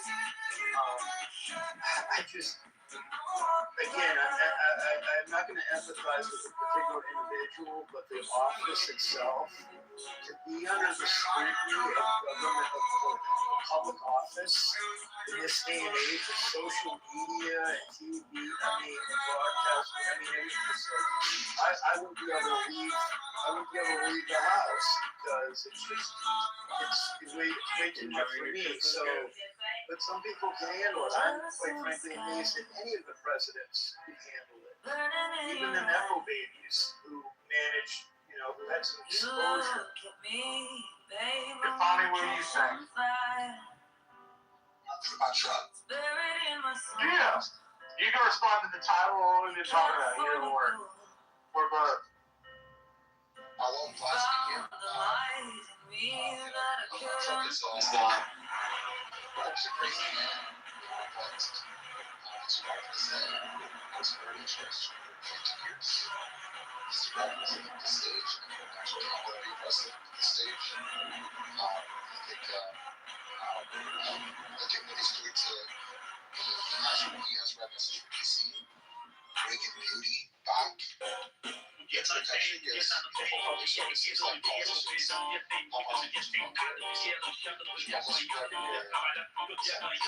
nation's capital.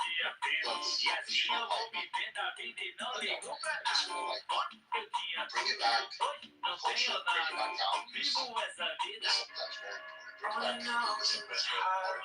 And we shall look forward to. And he's doing a lot of things. Open economies, need a lot of deregulation. That's good generally. But of course, a lot of pushback. That's unexpected. But like you said, he's not president this time, and the system is working. I mean, if he got that victory, he wanted, maybe he would have been prime president. But I think he's challenging the system, and the system is striving as such to give him confidence in the American experience. He's stressed as a system problem. See you when you close your eyes. Maybe one day you'll listen why everything you touch surely dies. But you only need the light when it's low. Only need the sunlight. Only know you and how you feel. Only need to know Yeah, largely. Yeah, you think that. Yeah. So we'll see. I'm kind of curious. Honestly, I can't picture what's gonna happen after him. I don't know for some reason. I can't think that far. I can't think beyond Trump. We'll see. We'll get another president and we'll all be Yeah, but it's so after Trump it's like the end of the year. It's really Trump or Trump-esque since Obama left. Right? The only thing stopping me from enjoying life is Trump has always made this nervousness. Obama triggered him, the president, it's not bad. I wonder how this is not bad. I wonder how the country's going to move forward. And the next president. I mean, you can't even imagine who the next president is. It really is. That's what makes you. And mistakes are not failures. Do not ever perceive a mistake as failure. Perceive it as feedback. Everything is feedback. The hardest thing. We'll see the best. If it's easy, leave it to somebody else. Do you know the hard thing? Yeah, I agree with you. We'll see. Usually the same thing. Nothing that has meaning. Abby, you research that thing on John Roberts? Once you get used to it, I saw it, and as I was, and then I tried to find other stuff on it, and it's a citizen's complaint. Like it just doesn't seem like it's pulling any weight. So we don't need to be worried about it. No, I first like it popped up with a sensational headline, and I'm like, whoa, okay, this is huge. And then the more I There's read only it, one of these it's not things that aren't like the others. those four have never made a salient point in their entire life. Rich is so boring. Yeah. Anything goes. There's John Kitover and his green and white fucking cowboy hat. What's going on, Samoa? Chilling, man. How are you doing? Looking at hanging out. Samoa, what's it like spending 80 hours a week in chillism? The demon Samoa took over chillism. Wait, who's doing that? Samoa, what's it like spending your whole life in chillism? I'm not in chillism right now. Yeah, 80 hours a week arguing, debating. Oh, what's it like being a part of Nathan's art experience? Yeah, when somebody says your whole life. What's it like being a part of Nathan's art experience? Yeah, but what does that mean to you? I'm asking you a question. Well, you're pushing a little bit away. Right, you're pushing a little bit off. Samoa is a great debater on this app. Mm-hmm. He is. He totally, absolutely is. Yeah. He does it for the sport. He could take either side, pro or con, anytime, any place. He might switch mid-argument. It doesn't matter. That's how talented he is. He's quite talented. And he's educated. So he's, well, why would you pay a debt if you want him? Yeah, right. And, And the crazy part is that he's the only one that still thinks that when everybody else has already understood it. No, if you go into chillism right now and ask if you owe anybody money, everybody will say, of course you fucking do. Not everybody. Yeah. No, you're wrong, Samoa. You're absolutely wrong. I'm a reason. Yeah, I'm a reason you're $50 short, right? Oh, yes, you are, bro. Yes, you are, bro. We were gonna make a bet with Joe, and Samoa. that girl jumped in. Oh, go ahead. You still haven't told me, like, damn it, that girl. Yeah, bro. I was like, stop. What are you doing? I want to split the bag with you. Yeah. I'm still waiting for you to say, damn it, that girl. Damn it, that girl. Thank you. You're helping catch on now. There you go, man. So what is this? This whole what did you hear about Fauci aide being charged with covering up or concealing COVID records? Did you hear about this?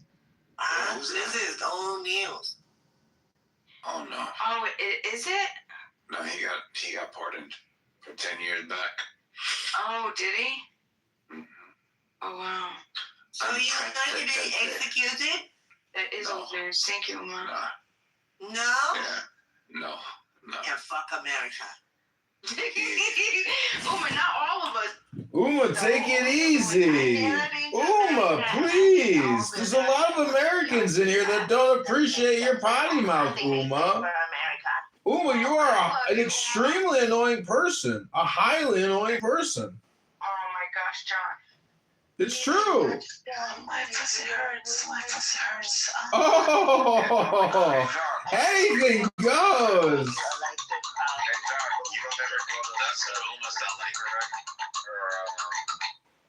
Lisa's 420, like you don't ever go to those spots, John? Yeah, I record all those rooms. What are you talking about? You're an asshole, Kingpin. Well, you don't ever hear me in there?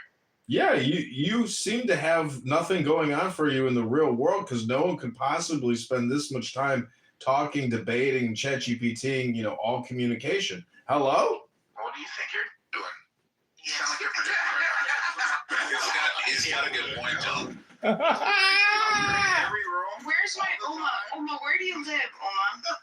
Oh, I live in No, I'm not saying that all communication isn't projection. I'm just saying if my analysis of what you're doing is accurate, but it's still a projection, doesn't mean that it's not accurate. Hello? Exactly what that means, John. Yeah, I don't know if you heard what I said, but even if I'm projecting, it could still be accurate for both of us. I am complete. Nothing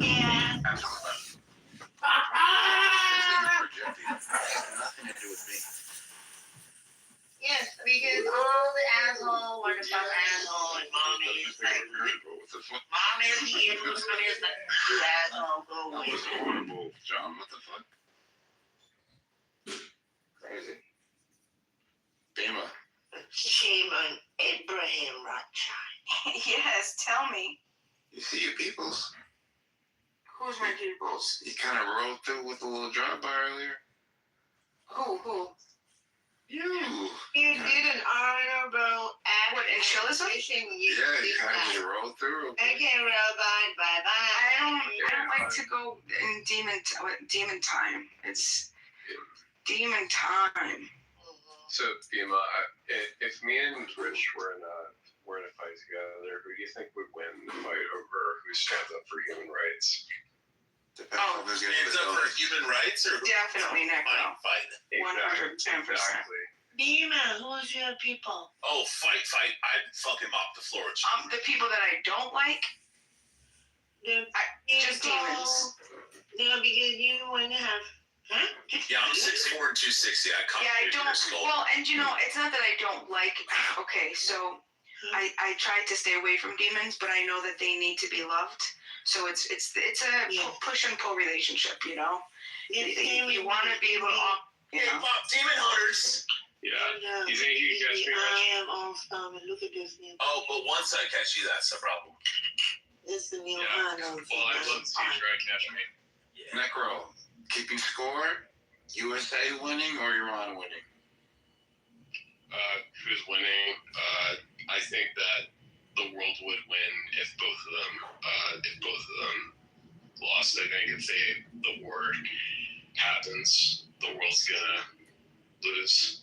But you don't think that there's a lot of people that are quiet right now, cheering in their minds, like about time somebody's taking Iran out the Like China is really winning right now, is what I think.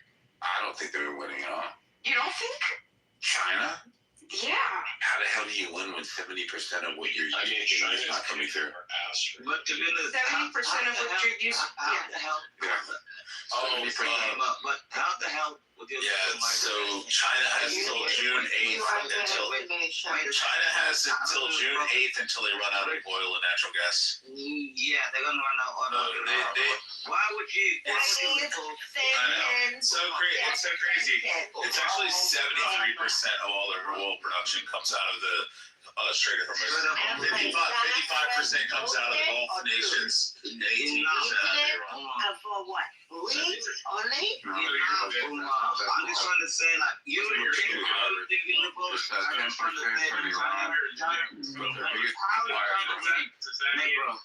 See how men can. They can't, Omar. They just can't. They can't handle themselves. Does that mean, Rich, that you're admitting that the Iraq War is about oil? Or is it Iraq War? Nobody cares about Iraq. That's not It's about leveraging, right? It's just like we're fucking each other. But you can't deny that. Necro, I would never say that because I don't think so simplistically. I would say that the Iraq War was specifically over the U.S. petrochemical. Was initially appointed by George Bush Sr. and then was taken out, and then the second we took back, switched back over to the U.S. petrochemical.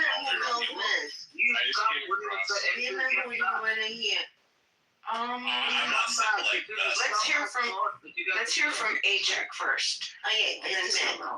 Be a man. Oh, let's not hear any salient points ever.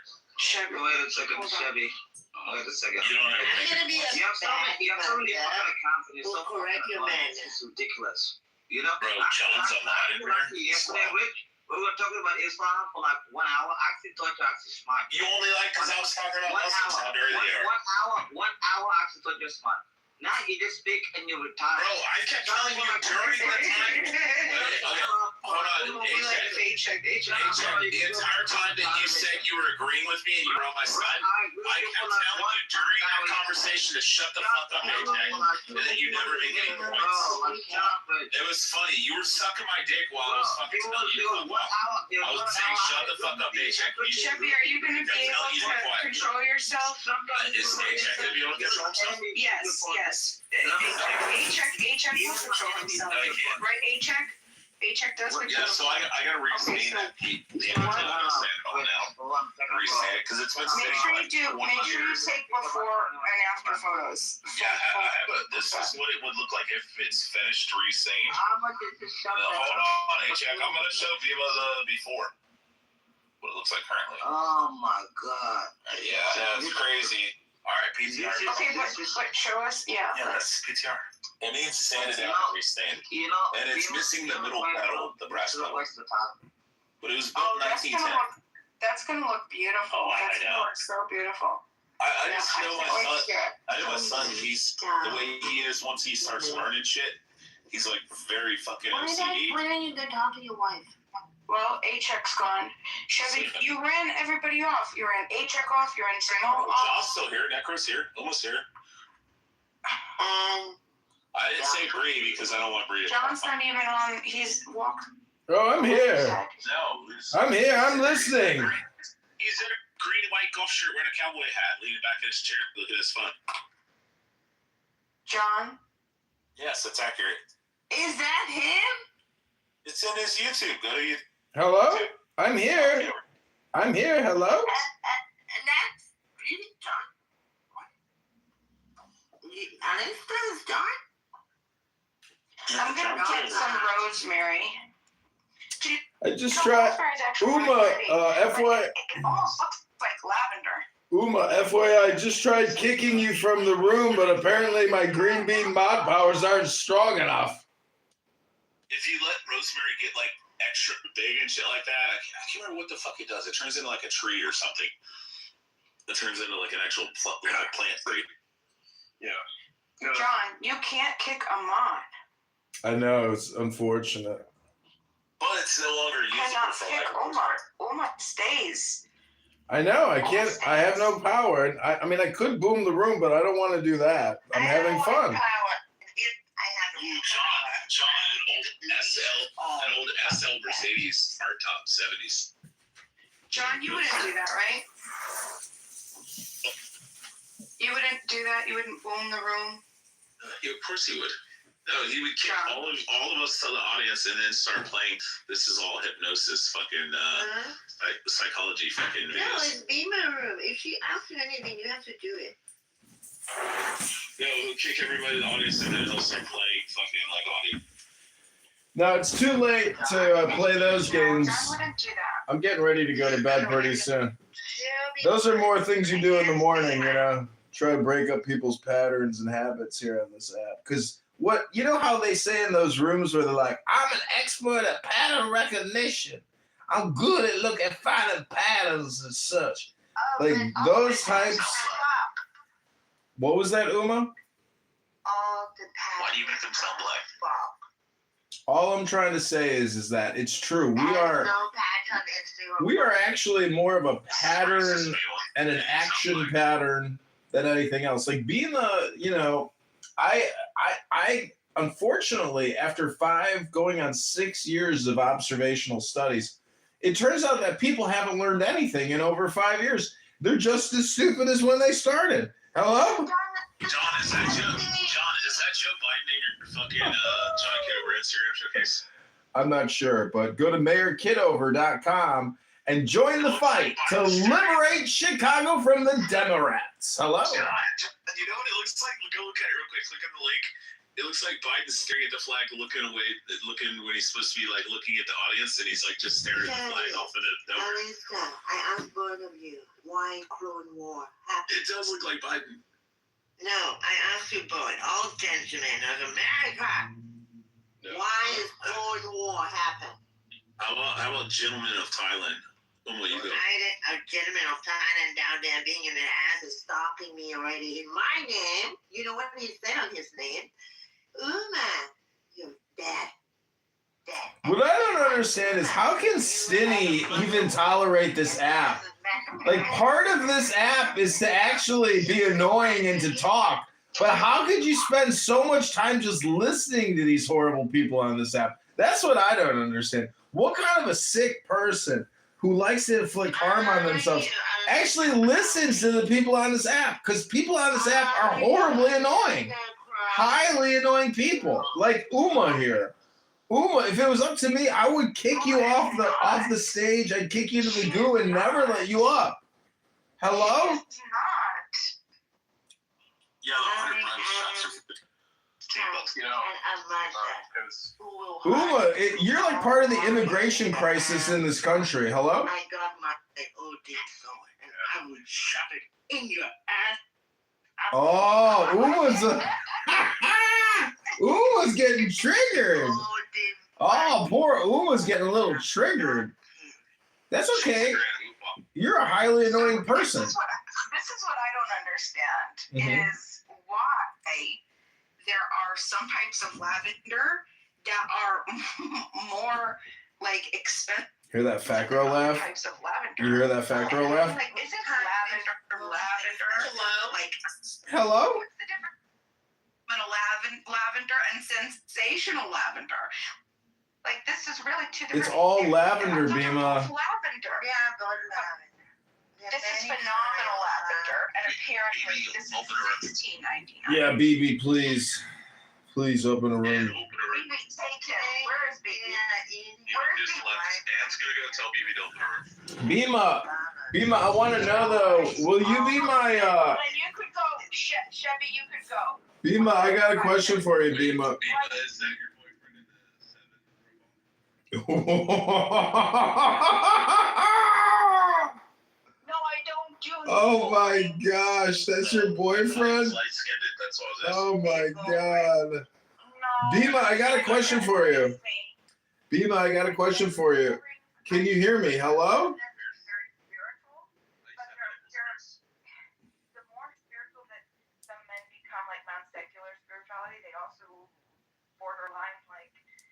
Bisexual bisexual, and that's too Ooh, you're dating a bisexual? for a man. For me, I actually got my nipples that's pierced. way too much threat for my mind.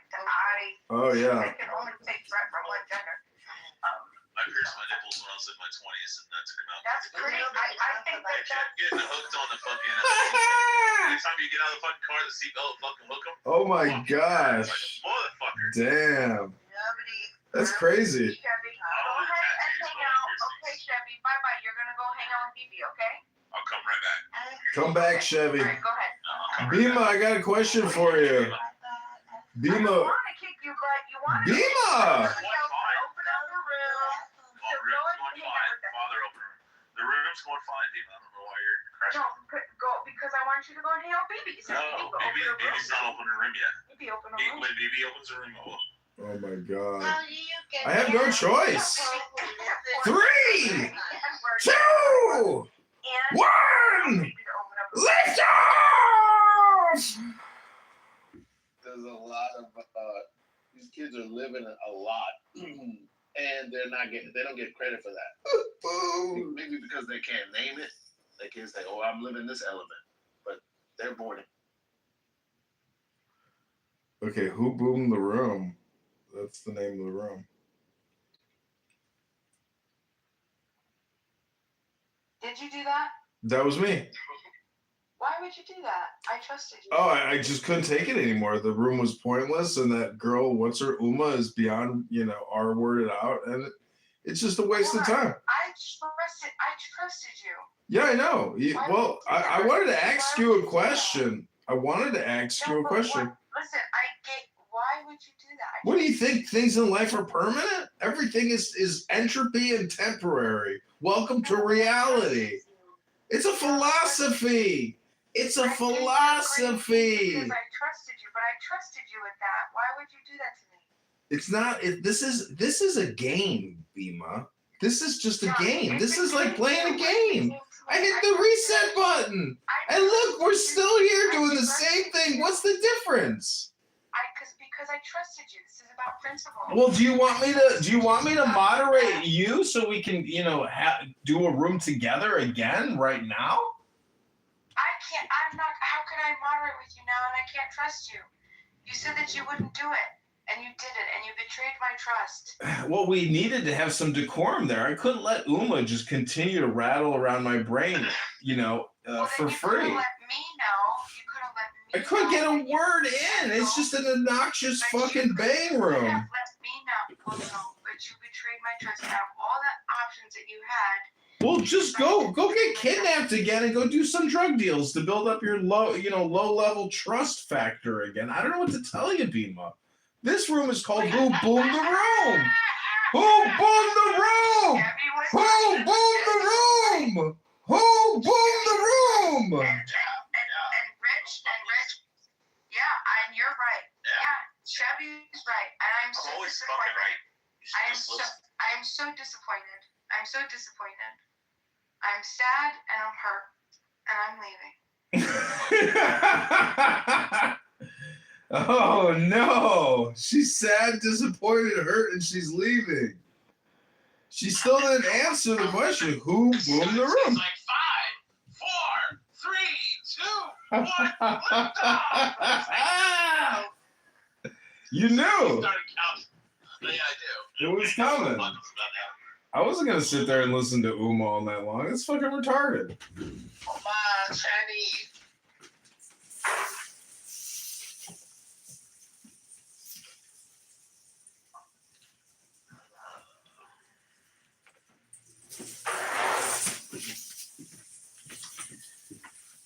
Oh.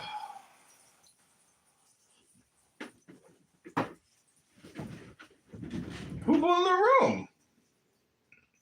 That shit. Now they.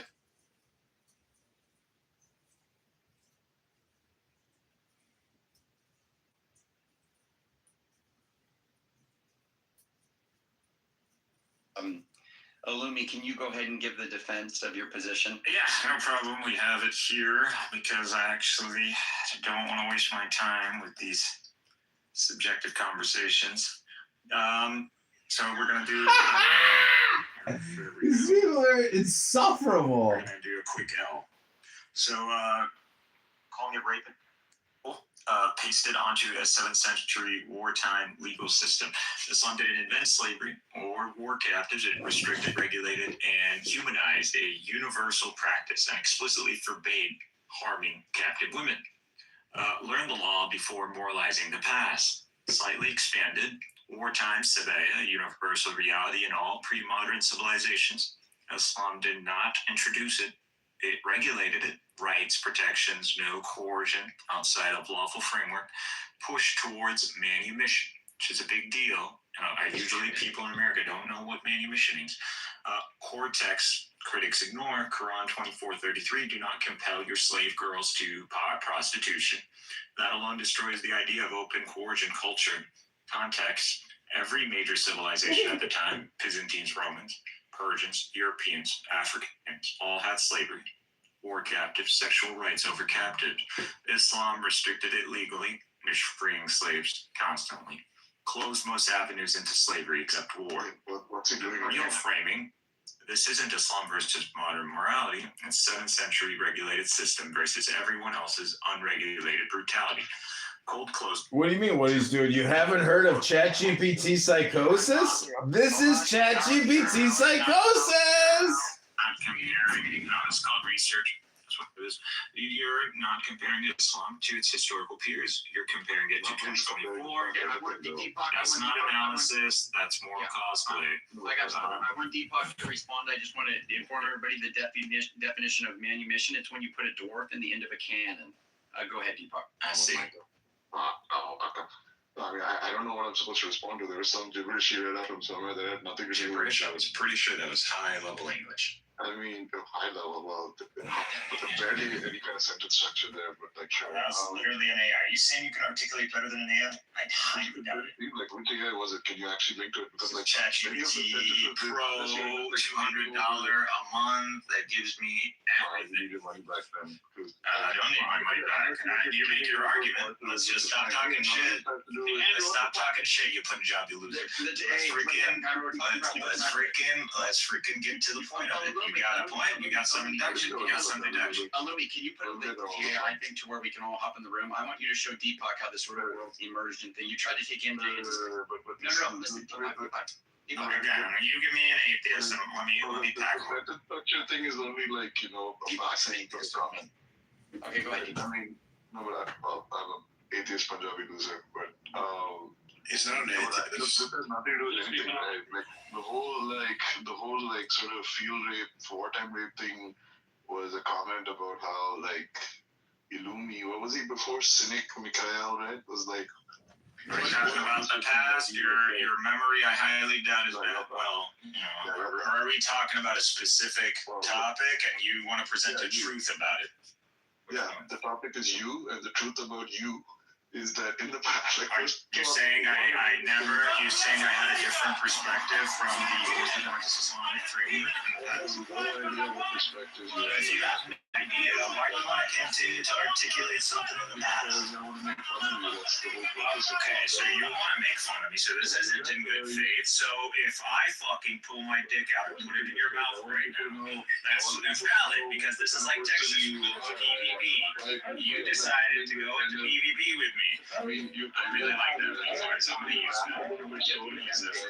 PvP. I just want to make sure people. I mean, they're already seeing it, given how much. Just manifesting. Look at this guy manifesting because he's literally telling me I want to talk shit to you, and I'm supposed to let this. Deepak, why shit stain? Deepak, hold on. Deepak, why didn't you want to go good faith conversation with him? You know Austin would shoot you, right? Because you probably think you're Mexican. I wonder why I wouldn't want to have a good faith conversation with someone who calls me a Punjabi loser. I'm sure there was a reason. What? Bro, get over it. You wish you were Punjabi. Come on, let's be honest. You wish you were Punjabi. We all know you ain't no Punjabi. Did you call him that? I say Punjabi loser. Dude, a Punjabi for an Indian is a compliment. That's what that was. Okay. Well, look. I mean, which group is better than the Punjabis? They're the white people of India. I'm more sure that it's something horrible, right? I mean, like, well, there's the funny thing about you. The funny thing about you is that, like, you know, you are pro-Palestine, like, in the conflict, which we like. What are we doing? What are we doing, man? Come on, man. Also the case that, like, I mean, and Timothy Talking about Palestine now? Be careful, bro. You're on the red line now. I mean, look, it'll just look at some point. Don't violate the perimeter of the Ummah, Deepak. You just want to move me. You're just a non-believer, Deepak. He's already threatening to move me down, bro. We haven't even started. I'm going to ask him not to intervene. How about that? Because I'm just not allowed to. I'll do it myself, Deepak. I'll do it myself. No. Let me just don't. Okay, well, whatever. Go ahead. Right. Well, there are two things about him. One was that, like, you know, this was what, like, amused Timothy greatly, was when it turned out that despite being super pro-Palestine, whatever, which is good. It turns out he was actually, like, a member of the U.S. military for a while, and he was, like, doing, like, air support. He was in some sort of support role in the Air Force, right? For, like, bombing missions. It sucks. Thank you, Pimar. So that was one thing that was funny about him. The other thing is that, we were discussing, like, wartime. No, I mean, the thing I was referring to earlier was, like, how, like, Didn't he say his family? Didn't he say he had family in it though too? And Timothy called him out for that because he called him, like, saying, "Wait, if you had family, why were you bombing your own family or something?" You guys, Mikhail is an infantilist survivor. I've been trying to get out is, like, this is how it all started, right? When we were discussing just, like, war, like, you know, I don't know, the ethics of wartime stuff, right? Like, turns out, and he was making this case that, like, you know, that rape during wartime is justified by, you know, by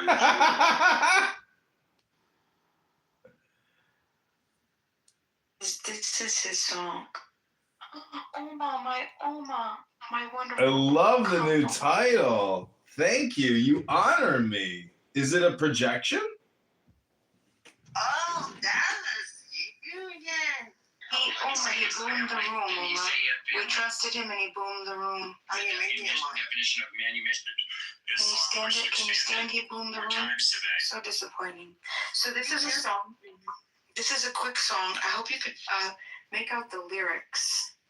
Okay, here we go.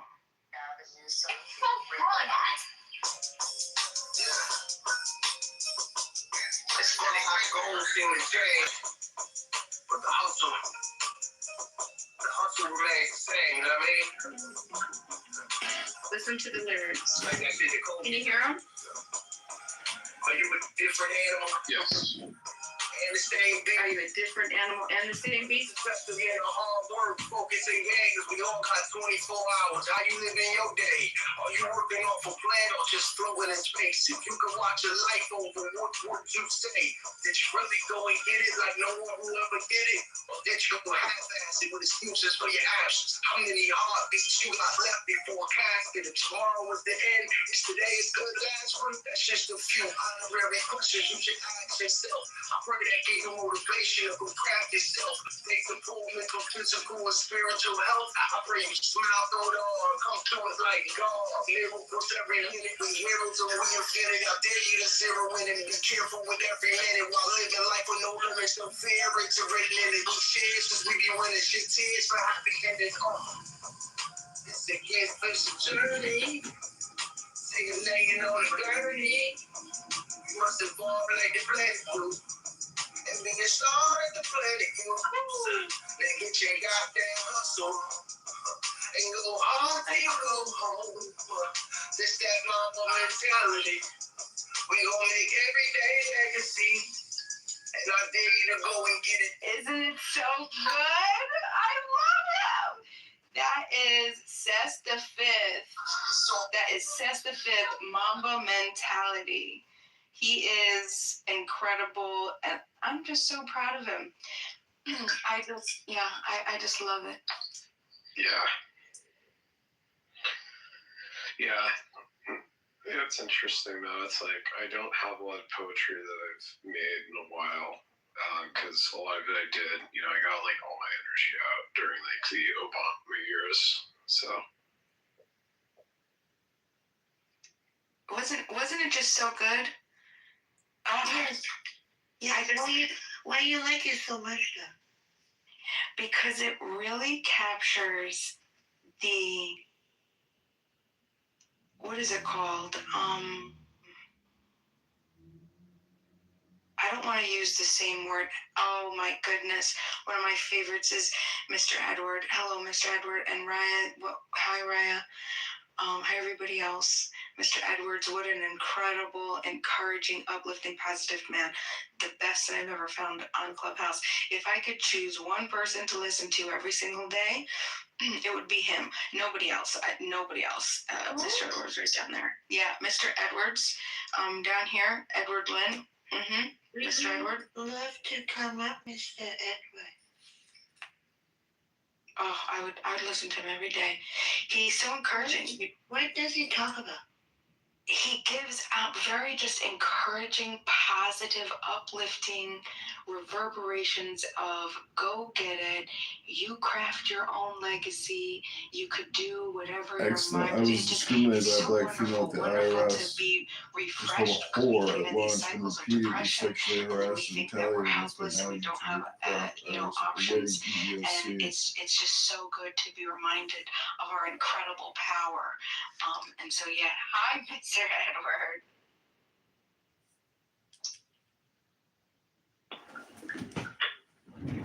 You know, I gotta say, Mr. Edward, I kind of find you a little annoying because you're like a broken record, Dr. Edward. When I look in the mirror, all I do is I say, Edward is the problem. Edward is responsible for this. And, you know, I'm just saying, Edward, try to get something new material, something inspirational to help the young people instead of just telling them about personal responsibility. Maybe just read from the Bible, Dr. Edward.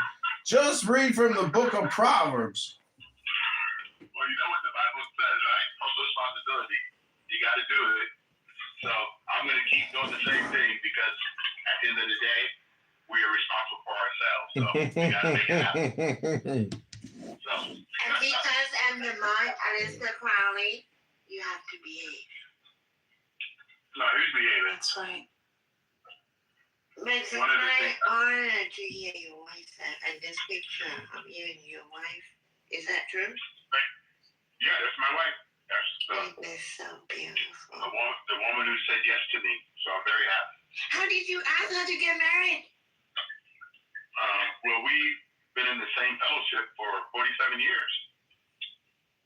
You not getting sick of her? No. Why would I get sick of her? Okay.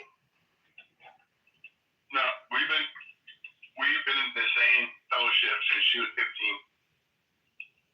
years old. So, actually now? Wow. We have the same foundation, the same understanding about what we both agree to, what we believe in. Our children have the same philosophy, ideology, because like Mr. Alistair said, our foundation is the Word of God, which never changes. So that's what we do. What a sweet love story. So, well, you know, Bima, I always tell people, if you really want to have a good relationship, you have to meet people in your community. Unfortunately, so many people are meeting people outside of community, outside their zip code. They meet them online, swipe left, swipe right, all this other stuff. And then they wonder why they have problems because they don't know the background of people. They haven't been around them long enough. Then your life is small then. Huh? Then your life is just a small radius of people. Well, not necessarily. I think your life is large when you have community. Like if you just take the zip code you currently live in, just Google it. How many people live in your zip code that you've never met? But I don't care anymore about people. No, I know. But you do care about people. You shouldn't say that. No, because I can hear when people care or not. And No. 0 point, no. If you think about God, I was like, can you explain to me about just that word? And why is your wife is not a goddess in their God, stupid fuckery, a programmer? I don't understand what you mean by that. Bima, can you translate? That one's a mom, sorry. I can't translate that one. I mean, like, if I look did you and your soulmate meet at 15? Some of the people here are still lost soul and being an asshole like the one who copied my name, follow my ass around this app and thinking he is doing the right thing, cursing my dad, my parents, and all he does is just following my ass around and thinking he's doing the right thing as a lost soul in his own ass. Oh, see down in the audience. Okay. And listening from the website and thinking he has power, anything over me, and he's I know. She looks angry. No, you cannot block him. So this She looks angry. don't know how to Girl, Yes, we hear you. Yes, that's that. And I can hear your soul. Okay. So there's a couple things that you're doing right now that you may not be aware of. No, I am aware of all of my words. Okay. So what do not speak for me. I'm not speaking for you. I said you may not be aware of it. Oh, you get rid of them. How did you do that? Okay, the number one thing how you do is stop focusing on them. No. Okay, all right. No.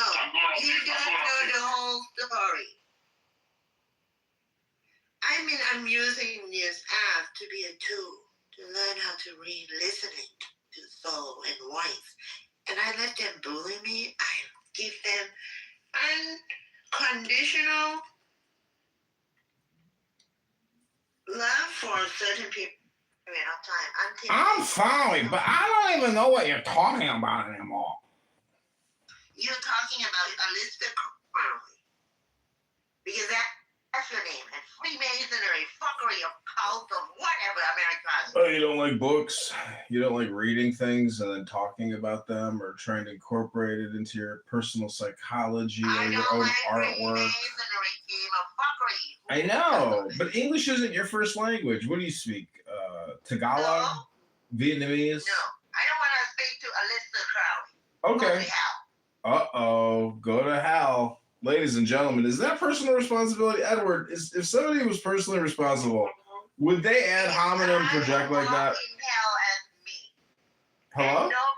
Sometimes she hasn't kicked you, Mr. John Kitover. You boomed our room and we trusted you, and we're not happy with it. Yes, we are not happy with Aleister Well, you guys are in the same room doing the same thing. It's just nothing new under the sun. No one can boom a room. That's just an expression. That doesn't. No, you know what you did, and this is. I would say. This is retaliation. Disorder. Not accountability. Oh, NPD. Now I got NPD. It's just one of my problems is narcissistic personality disorder. You were entrusted with the green bean, and you did it anyway. Yeah, well, unfortunately, Uma is a highly annoying person. It has nothing to do. I couldn't take that. I wasn't gonna leave. It has to do with No. betraying my trust. Do you understand that? It has nothing. I never believed that I had your trust. You're putting out false beliefs. Oh, good, Dennis is here. Hey, Dennis. Dennis is one of my top students as a coach. Dennis has been a huge success story. Dennis, maybe you could share with everybody about your bull riding journey in Spain, how you flew above the bulls. Mr. Edward, I would advise you to close your ears. It's bad now. It's bad. The room has turned. It's turned downward, and it's only down from here, Mr. Edward. I would not want to expose my incredible, Edward's gonna talk down to us now. Hold on. I do not want to expose my Mr. Edward to this hodgepodge. Go ahead, Edward. Talk down to us. Well, so one of the things I've learned in life is to be motivated. So my motivation is really simple. I'm very careful how I hear. Just makes the world bigger. Edward, do you still use an AOL email address? Try to get ahead with the times, Edward. Maybe you should listen, Edward, when everybody tells you that you're very fucking condescending. Listen, Mr. Edward is Maybe you should be like, everybody says I'm condescending and I talk about the people. Please allow Mr. Edward to respond. No, it's okay. Because he's black. Okay, so do you think that's Holy appropriate shit. because you say I'm condescending, right? Do you think that because you say that I'm condescending, that means I'm condescending? No, everyone on this absolutely condescending except for my shark. No, I do not say. I don't think, Edward, I don't think you're condescending. So he's making an all or nothing statement here. Edward. Liar. You gave me a laughing emoji when I said it. Well, you're teasing him, but it's not totally accurate. No. Make John great again. What's up, bro? You know, one of my favorite Tony Soprano. Pro, you know what my favorite Tony Soprano quote is? What are they doing, Omaha? They're adding me. Like, they just come in and they add me. What do you mean? Those are my burner accounts. I had everybody on stage with my burner. I'm not sure. She's referring to me. Edward, can we try to keep this topical and stick to the room title here? Mr. Edward, I've given you authority. Oh, no. I just want to talk to Pro today. Find out what was the most motivating thing that happened to him today. What's going on, Pro? Hearing me speak was the most motivational thing he's done all day. What's up, buddy? How you doing, boss? That's that my life, Pro. What's good with you? Nothing. I just got home here, well, my mother's apartment, watching some UFC. Yeah. Nice. Well, I'm heading to the airport. Get ready to go to Fort Worth. I'm flying to Dallas. We have a cemetery funeral convention for the next 3 days. Something positive, or I'm hoping. Yeah. Well, it's convention. You know, convention season comes. You see all the new stuff that they have, all the new software, and how to grow our businesses. So it's going to be very positive. Edward, do you think? What's the name of the convention? Edward. ICCFA, the International Cemetery Cremation Funeral Association Convention in Fort Worth, Texas.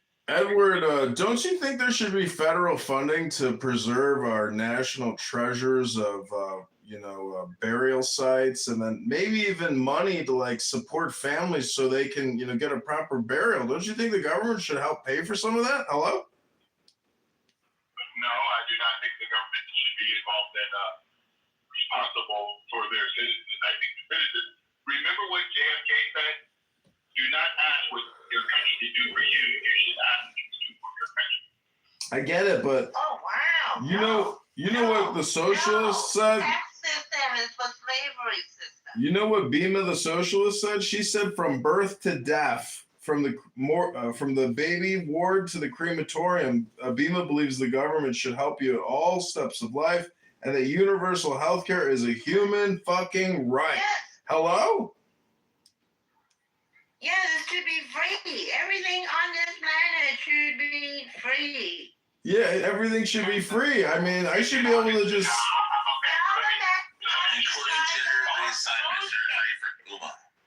so let me ask you a question. Okay, how do you come to the conclusion that something should be free? Because we just say it. We don't think about it, Edward. We just fucking say it. That's what a good communist socialist does. That question was presented to Bima. Please answer. Every fucking thing. Everything I have said. Bima's the one who made the plan. Okay, Not John. I'm just going to ask the question. Bima, why do you believe that things should be free? Because the ass paid to read. Wait, wow. Bima sounds so fucking different. I think things should be free? I don't think things should be free. Okay, so what do you think should happen? I think that each individual and human being in the world is their own sovereign, wonderful creation. And I want to make sure that they have their full freedom scope as much as possible. Excuse me, you're interrupting my flow. I'm going to kick him out if you do that again. Shut the fuck up, Uma. And so, you're gonna go. So I believe that he left. Great, thank you. No, I keep so good.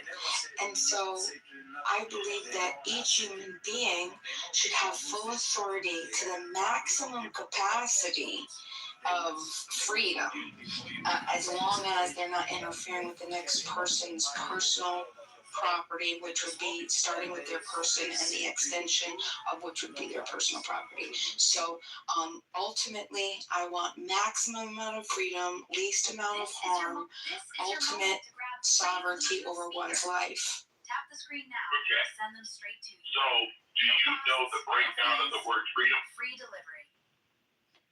Well, the way that I understand it is how I would explain it is the ability to move and make choices without negative consequences. Okay. So if you look at the word freedom, it's made up of two words, free and don't. Free means dominant. Okay?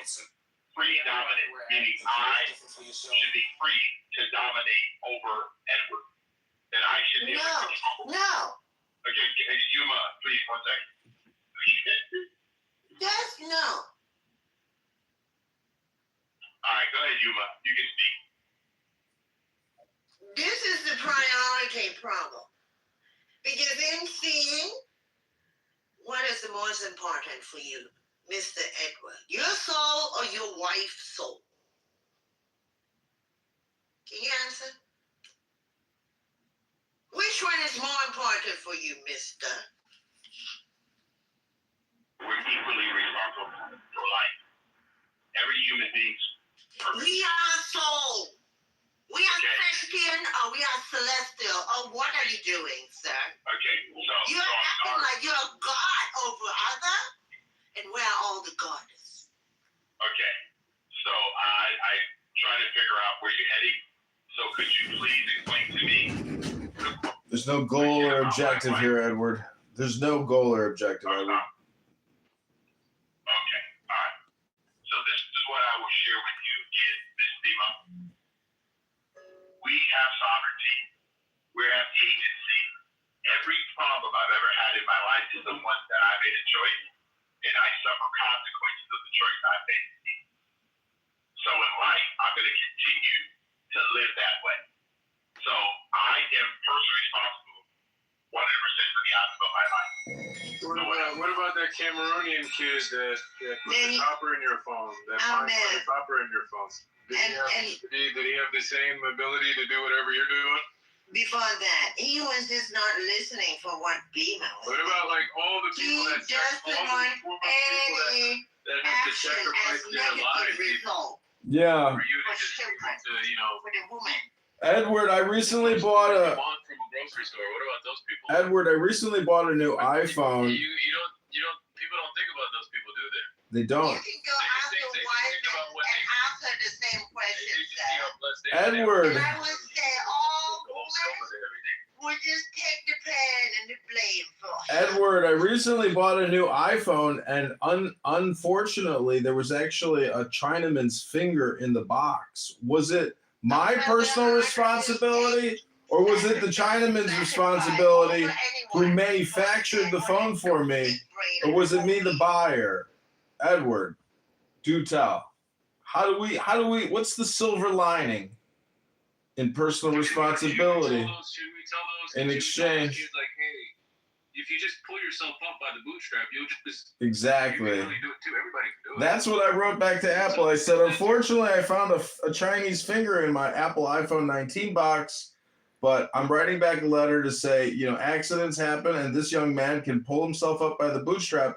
And if he does, should we tell him the truth? At your expense, I'm blessed. Could you say that? Could you tell him the truth? At your expense, I get to do all these fun and Yeah, I get to sit on Clubhouse all day and just conference call while he has to assemble, phones all day. And there's also security jump nets outside the window if he can't take it anymore. That's how charitable we are. Sweatshops. Yeah, slavery is actually just, called something else now to try to keep it polite. But the truth is, many people's lives, they will be slaves for their entire lives. How does that make you feel, Bima? Hello? I'm still reeling from the violation of personal trust that I afforded you and you broke. This isn't a consensual contractual agreement. That was a non-consensual implicit contractual agreement. And unfortunately, you arranged it. You set it up. You Solomon tested yourself. I trusted you and you said I asked you. Mm-hmm. You said you would. So just for that alone, I'm gonna punish you. Ooh, you gonna spank me, Uma? Ooh. Yes.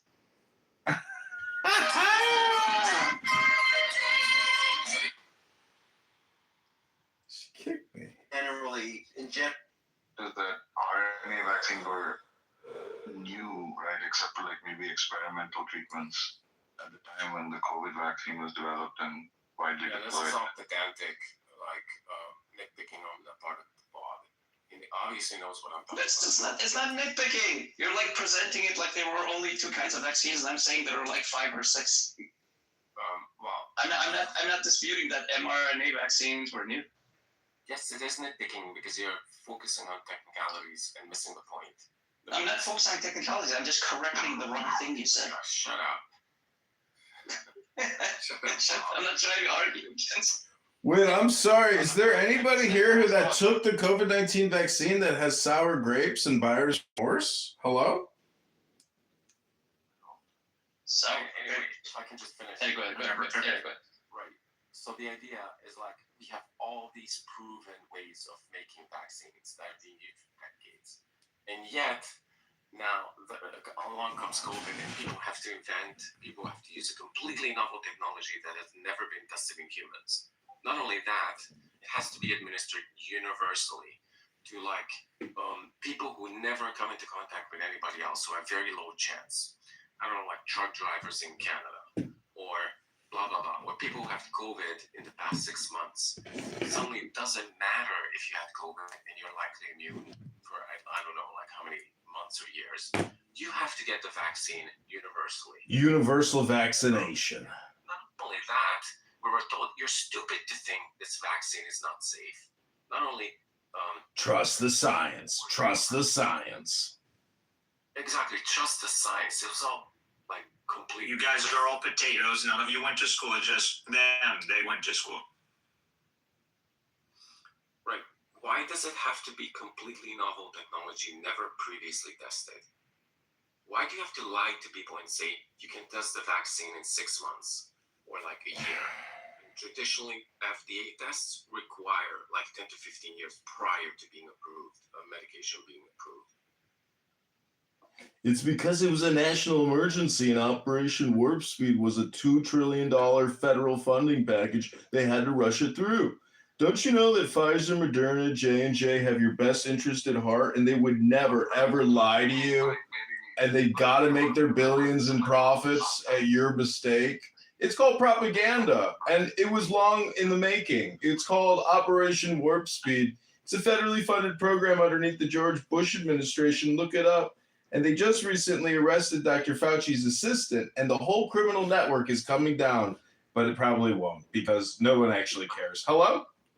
Let's wrap up the meeting soon. Like, Bob, you're a medical professional. You want to answer any of this? I agree that maybe some places, I think some of the policies were taken overboard. I'm not sure to which extent it needed to be. I don't think it wasn't forced here on anyone. So maybe it was in the U.S. Maybe some groups said that. As far as I know, there wasn't any vaccine mandate. Like, you weren't forced to take it unless you were like in the military or worked for healthcare or something like that. Right. We're not discussing Sweden. Like Sweden, a completely different policy. We're discussing most of the West. In most of the West, you were forced to take the vaccine. You can't travel. You can't go to school. you're gonna lose your job. I'll travel, but yeah, that's different. Like in the US, like the But sorry. What I would be concerned there is like state enforced mandates, not like your private company. Yes, state enforced mandates at scale in almost every state. State enforced mandates. Yes, there were, Bob. Yes, there were, Bob. Not in the sense that I think Bob means.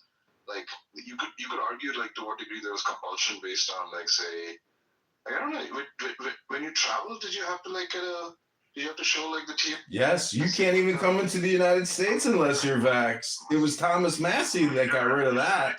Say you're vaccinated or something. If you travel to a different country, you have to show your vaccine card. Look, we're talking about the U.S. now, right? Just for simplicity of case, we could talk about every single country as opposed. Yes, we're talking about the U.S. You had to get vaxxed, otherwise your ass couldn't come into the country. Well, that is different, right?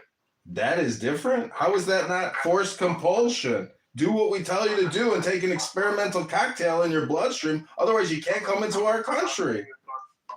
I'm saying it's different in the sense that, all countries have, far more stringent requirements for crossing the border. Like, if you want to go from, fucking, I don't know, well, here's an example. Except for the illegal aliens, the millions that poured in over the border, those didn't count. They didn't have to vaccinate. If you're just going to overtalk, right, then just don't participate. Okay, just kick me, because I already said what I want to say. You vax miserable people can live with it. I could care less at this point. Yeah, take care of the anti-vaxxer, because you guys all got, buyer's remorse. Hello? Go ahead, No, I'm just saying, obviously, bye-bye. The regulation. Bye-bye. Bye-bye. We're not talking about that. Those are just going to be far more stringent. For example, if you have the HIV virus, you're just not allowed in the US. Oh my God, you're not? You have HIV virus? Vaccine was compelled. So, for instance, you can go to school. I don't know why we all know that. It depends on what we mean by compulsion. Right? What is compulsion? What does this mean? What is compulsion and what does it mean? Compulsion. What is compulsion and what does it mean? My company has. Don't tell me what your opinion is. I know the facts. Talking and you interrupted. You are interrupting me. Do not talk over me, mother short. Right, and make largely the same point you were going to make, which is that there was a degree of compulsion. You mother. Workplace mandates. You mother Giorgio. So yeah, look. I'm not saying that. We need to determine what the word compulsion means. And even, given the information we had at the time, might have been Hello? The wrong judgment to make, right? Right. It's just that the anti-vaxxers just horribly exaggerate what happened. It's poor judgment. It's difficult to take seriously. Poor judgment, because you use an unproven vaccine technology to globally vaccinate everybody, right? The potential negative consequences from this could be catastrophic. There are plausible medical reasons to think that the side effects could have been catastrophic. Specifically, it contains a substance that, that crosses cell membranes. The mRNA was enclosed in a type of fatty acid that can cross cell membranes into any tissue, and it delivers a foreign substance that your immune system can recognize as foreign, and it affects all your tissues. So plausibly, it can increase autoimmune disorders.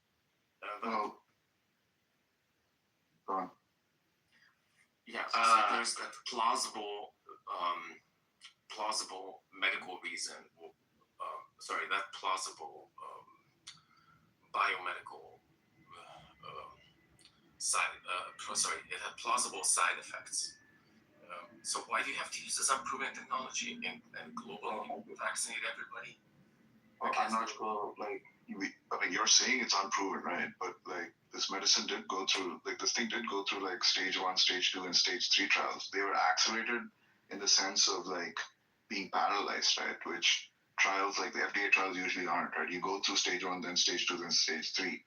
But, the kind of trials we kind of require for any for any such like vaccine, any such category of drug, right? It went through. Right? I don't believe So I don't know what you mean by so like explain to me, unproven. Every new thing is unproven. Right? So Like explain to me, Ozempic is unproven. Why are we letting people take Ozempic? Okay, explain to me, because it went through the usual FDA approval process. Explain to me if the typical FDA approval process for any medication, let alone a medication you're gonna force everybody to take, takes about 10 to 15 years. Is it reasonable for you to say that this vaccine is exception and it could have undergone those processes in like 6 months? I don't know actually. One thing I do know that is that like stage 2 and stage 3 were done in parallel, right? Which is supposed to like shorten the time. Now you're saying that like a typical thing takes like 10 years, right? So it's reasonable, I suppose, to ask like, wow, how could it possibly have been shortened to like 2 years? I mean, I'd have to look up what an answer to that is. But I imagine why it takes 10 years, Deepak? Because you're looking for like longitudinal studies of like the long-term effect.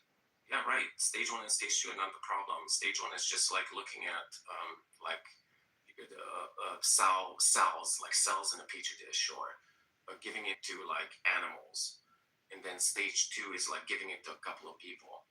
But then stage 3 and 4 is you give it to like 10,000 people and you observe for long-term side effects. How could you possibly determine if this thing has long-term side effects, specifically autoimmune side effects, just from like looking at studying it for 6 months? Off the top of my head, I don't know what the answer to that is, right? Like, Bob, do you know? Well, obviously you couldn't. No. I have no idea. I haven't checked deep into that sort of thing. Yeah, I mean, this is the kind of question that I assume there were screenings, but they probably weren't as rigorous as one would want. They did have, just so you guys know, they did have multiple states that were vax or fire. The more stricter states, they'd have a vax or fire. It wasn't even an alternative. You couldn't do testing. You had to do a vaccine. If you did not do it, you would be fired. It was straight up. Yeah, that's good. Yeah, that's what I said. They were workplace mandates. Yeah, absolutely. Yeah. Yeah. And but I'm talking. Sorry. I mean state mandated. No, I'm not talking about. I'm not talking about just private, corporations. That's fine. Or private companies. That's not a problem. Obviously, I agree. Mandated that you couldn't work anywhere unless like you were. No. Sorry. You couldn't work at a state-funded job. Yeah. Yeah, the level of and a lot of states allowed for testing. A lot of states allowed for testing as an alternative, but there were some like New York, vax or fire, Washington, Oregon. There were several states that were very strict, and they would basically say if you didn't get a vaccine, you would be fired. That was it. And so it was immediate vaccination or immediately subject to being fired. Yeah, exactly. And I think the most astounding thing about this is that the level of mind control was just I've never seen anything like that from the beginning to end. So I was working in I'm not going to tell you where, but I came in a mask, and they told me to take the mask. This was at the beginning of the COVID epidemic, like maybe like 2 weeks in or a month in. And I came into my workplace in a mask, and our facility had a policy that you couldn't wear a mask because Fauci declared that masks are not effective. And if, in fact, he wrote an article. What do you have to do with Hungary? Why is it? Look, are you just like living in like this bubble of U.S. right-wing media that like?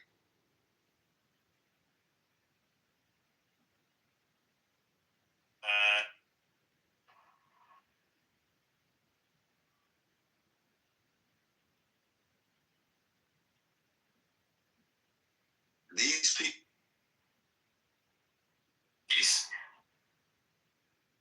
Masks are going to decrease transmission, but my facility boss told me I have to take off the mask. I can't wear a mask because like there was this policy that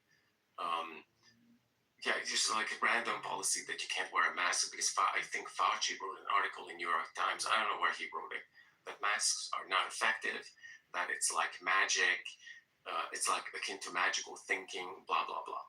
suddenly That like, distancing needs to be maintained. Distancing is the priority, not the map. Yeah, anyway, suddenly a month later, everybody has to wear a mask. Doesn't matter where you go, blah, blah, blah. And you have to be stupid for thinking that that you don't wear a mask. You have to be crazy for not wearing a mask. Then suddenly, you have to, it obviously came from a lab.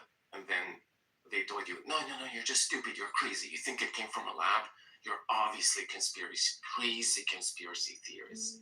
And it turns out that the US government, at least I think the CIA, thought all along that it actually came from a lab.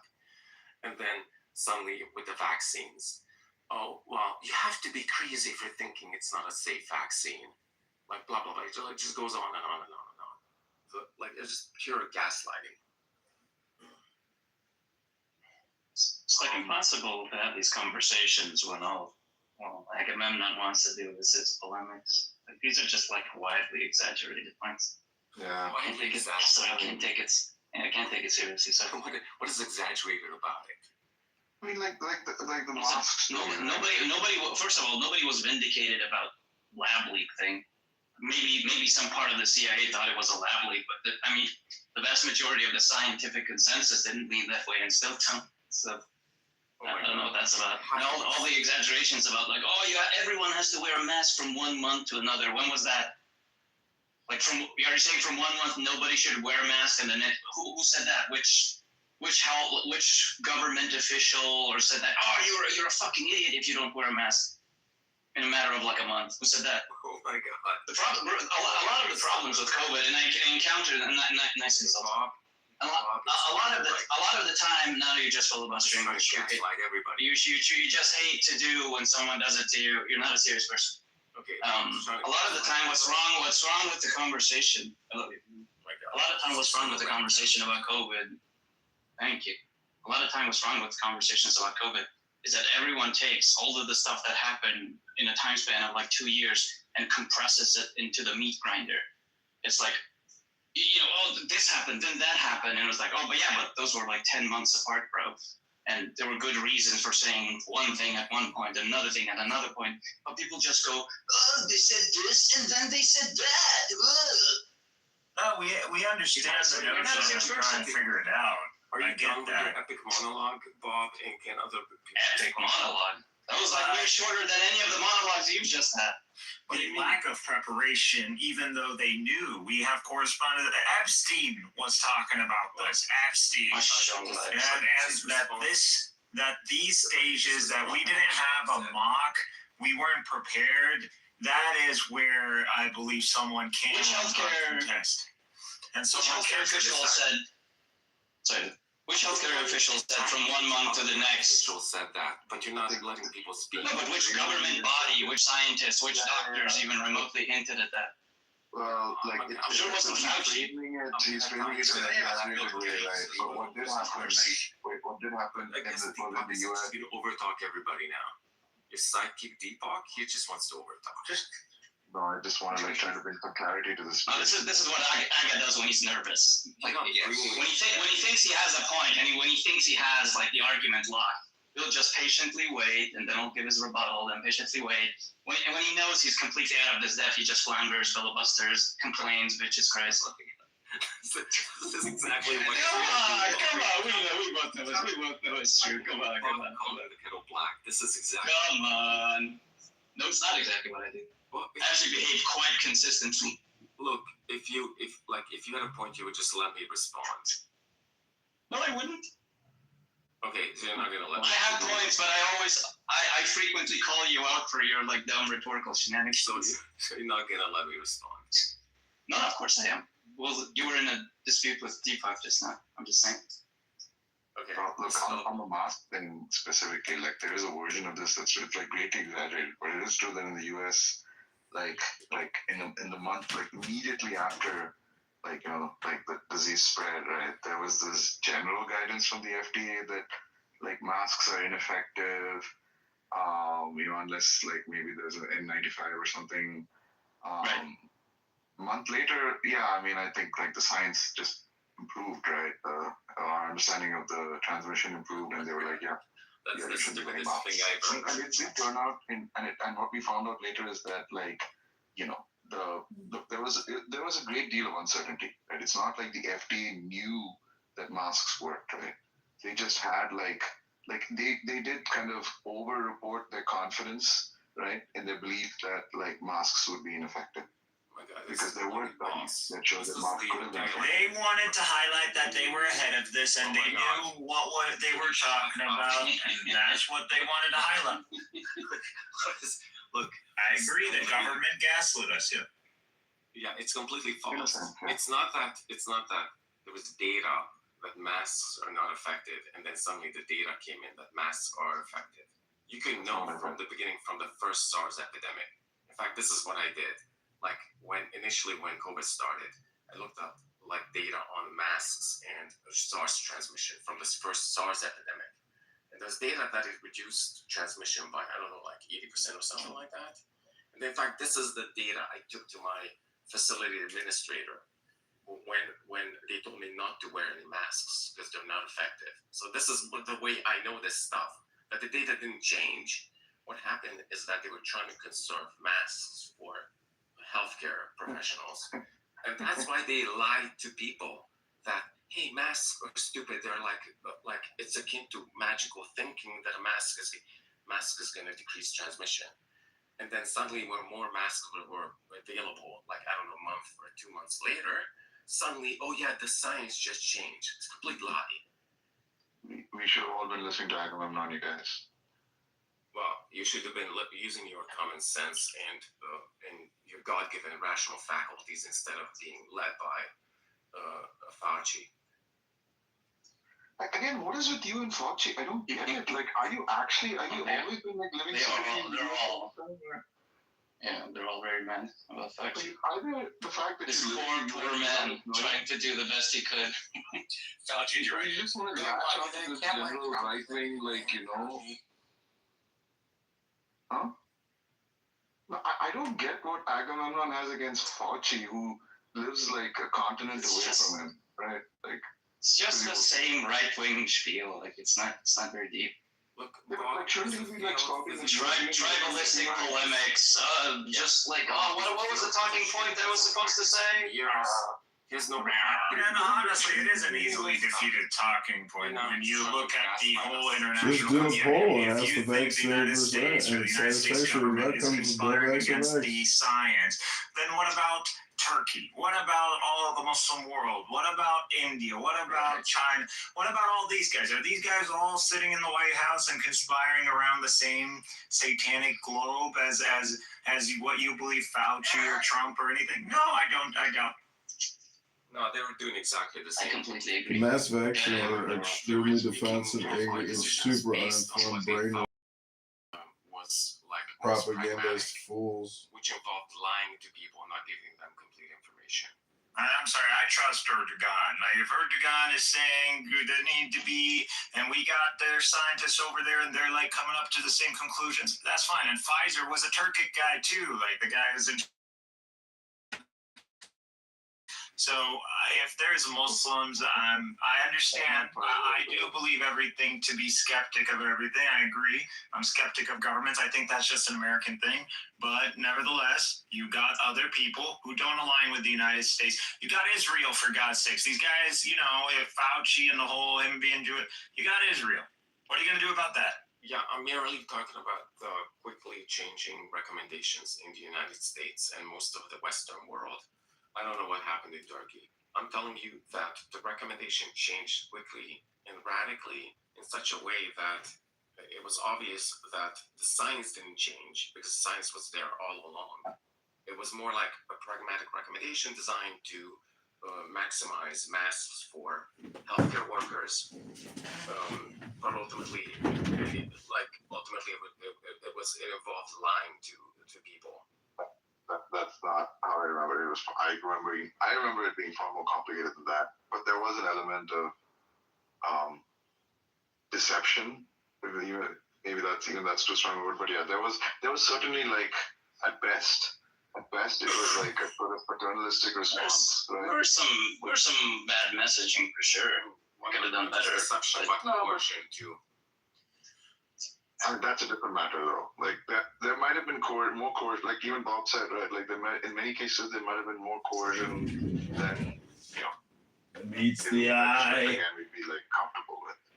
Right. No, but the problem with this type of coercion and deception is that it had long-term consequences. Of the medicine itself, of the medical science itself, right? That's the point that I was starting with.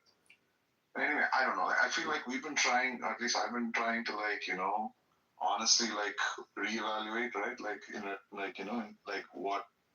What we got right and what we got wrong. I'm not sure. Anyway, whatever. I have to go to sleep now. I think you're doing overall maybe a good job, but you're underestimating the negative consequences, the pernicious negative consequences of deception and coercion. Specifically, when you lie to people, then first of all, their trust in the medical community obviously is gonna go down. Second, these policies had such negative long-term health consequences that a lot of people with cancer or heart attacks simply didn't come to the hospital. They failed to get cancer screenings. And so it wasn't simply that people died during the COVID epidemic, rather the negative health consequences are long-term. People were neglected. Yeah, people were neglected and died. So for instance, there were dying patients in the facility that I worked in where the staff didn't allow family to go in, and they just inflated plastic gloves for the dying patient to hold. Just horrible stuff.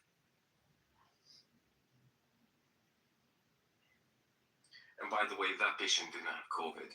They just didn't allow any family members to go into the hospital.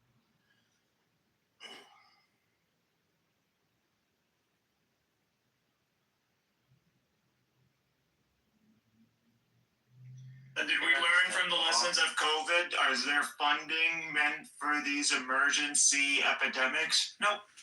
Are we prepared as hospitals in major metropolitan areas to prepare for the same numbers that we were receiving during COVID? Nope. Are nurses being backed up and medical professionals are being backed up, and their opinion is put front and center on how things should take about change? Is there a committee of nurses or doctors that we got together just to analyze, then assess and provide recommendations, and we went by their recommendations? No, we didn't do this. See, we got Trump and we got into the political debacle, and we let all the people whose opinions, all those soldiers, all those medical staff that literally were on the front lines, and no one took their consideration, and we still don't take their consideration into regard. And so when we repeat this problem again, and I believe this will happen again, and we'll see where the American people are at. But unfortunately, after COVID, we didn't hit the streets, we didn't force accountability, and not only that, but we reelected Trump. It just seems like people don't really care about What does Trump have to do with any of this? Holy base! Seriously. Trump is the source of misinformation. He was a strong source of misinformation, contradicting the expert. Listen, Trump, you're not an expert. If you can provide me an expert that holds to your views, I'm down to listen. But you don't got no experts. You're leading to confusing masses. And then we got people running around, and you're dismantling the whole system that we have to prevent this disease from spread, regardless of whether you hold to the legitimacy of these strategies or these implementations. It doesn't matter. Yeah, I'm just saying. When did you become so based? Well, it's been based, but you gotta just always ignore because I'm a Muslim. I know. I'm sorry. I shouldn't do that. Extremely base takes, though. This is my country. I'm an American, and I believe that in the prosperity of this nation. And obviously, we have problems, and we need to really address those problems instead of gaslighting each other into ignoring the crux of the matter. Yeah, I'm waiting for Agamemnon to defend the RFK pick. the RFK pick, I think picking RFK has certain positive, like from the perspective that there's not enough resources from the South. And so, for instance, there's a massive obesity epidemic in the U.S. And there's a massive, and like the roots of the obesity epidemic is like never directly, right? At least RFK is going to have positive effects on that. Right. Yeah, we started blaming fat people. Let's ignore all the negative effects. Yeah, we started blaming fat people. We're saying the death toll has to do with people who vape, who do weed, who are fat, who are lazy millennials that are sitting at home. That's what we started blaming. Now, germ theory. Oh, he doesn't believe it. Where are you getting that from? It was an interview he did. I don't remember if it was Joe Rogan a while back, a few years ago. I'm sure you can find it if you Google it. Lying to us again, Bob. Yeah, I typically just lie. You're right. Okay. So you think he doesn't believe? Yeah, typically what happens is I make a claim and then someone easily finds and debunks it, right? That happens. Bob is Trump, and we just believe anything he said. So you think he doesn't believe in influenza? Okay. Huh? I believe he believes in the disease. Okay, so like, have you missed that he's like an enormous vaccine skeptic, conspiracy theorist? So wait, has this somehow eluded you? The germ theory is that he's a vaccine skeptic. What? No. Okay, what is the other? Just saying that's one part of the puzzle. Okay, what's the other? It seems like you don't know much about him, so maybe you go read a puzzle. No, maybe you go read up and I don't do your homework. Oh my God! Okay, like I do every time. Bob. Typical Bob. It's not like if you just Google right now RFK and then you go into his Wikipedia page. There's like an extensive, really long list of stuff you could read. No, I have to sit and do it for you. Yeah, make an extravagant claim and get in like. Okay, let's go. Okay. Honestly, Junior, Wikipedia. That's the only thing that Agamemnon. I'll do this for you, Agamemnon. I'm feeling particularly RFK Jr. Here he is. Remember, the claim you're trying to support is he doesn't believe in germ theory. Okay. Right. Here says epidemiologist Tara Smith suggests that Kennedy's book even flirts outright with germ theory denial, quoting from a portion in which Kennedy contrasted germ theory of disease with terrain theory, and another one in which he writes that Louis Pasteur is said to have recanted germ theory on his deathbed. There's lots of unproven claims among which is a common trope among germ theory denialists. Wait, and then I do remember he was on Joe Rogan one time and spoke. He has this. He believes, or that's what he heavily implied in that interview, of some particular version of miasma theory. Okay. Oh, it even is in this article. Kennedy praises what he calls miasma theory, in which he says he emphasizes preventing disease by fortifying the immune system through blah, blah, blah. Historians say this is an inaccurate understanding of miasma theory, which has been done. What are you talking about? Just slow down, man. Well, maybe you should just educate yourself instead of me having points you brought up is there's this person who claims he doesn't believe in germ theory without some explicit reference. An explicit statement he made. Okay, we're playing that game. All right. Okay, so what is the statement he made which entails he doesn't believe in germ theory? For example, he doesn't believe in HIV/AIDS. Like, just like he's a huge conspiracy nut. The fact that he would deny germ theory, or at least, again, let me just flirt with germ theory denial. It is completely expected given all the batshit insane things he also believe. But you are just trolling in this conversation, so I don't care to have it anymore. Oh my God, because I asked you to provide the sources for an extravagant claim, which is the director of the NIH doesn't believe in germ theory. You're saying no, but that's completely expected given all the other batshit insane things he believes. Yes. As if Trump is like somehow understands or sniffs out or is like a good bloodhound. Talking about science. As if Trump is a keen bloodhound of competence, and it would be completely beyond the pale for him to have appointed some complete whack job. Yes, such a stupid idiot. The way I'm going to support my claim is to say it's completely expected in the universe where the sky is pink. No, but I'm just speaking about your incredulity. you're like, oh, could have did something? Yes. One reason to think that could have happened, that the secretary of the HHS could have been a germ theory denial. One piece of big evidence is that he believes in a lot of kooky shit. A second one is Trump is a horrible, horrible, horrible judge of character, and he doesn't care that the people he surrounds himself are competent in their fields. He just cares about the fact that they're loyalists. So those two in conjunction makes it, really, really plausible. Like, we're past the era of cabinet members being competent at their jobs. Like, the person he picked to be Secretary of Defense is some guy who holds the rank of Major in the National Guard and has since been a drunk. And has since been a drunk and a Fox News host.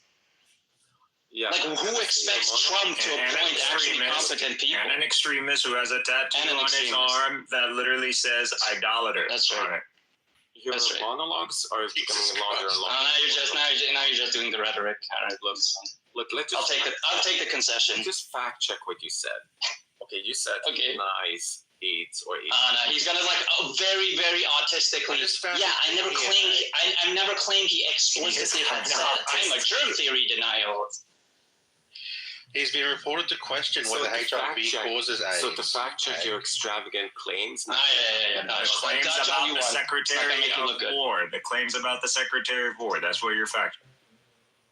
No, I think he's fact checking the first thing. Checking whether because he's gonna if I said that he's a germ theory denial, that means that unless he himself explicitly said I deny germ theory, then no such thing as implying. They don't imply all the time. Okay. Yeah, exactly. Never brought up.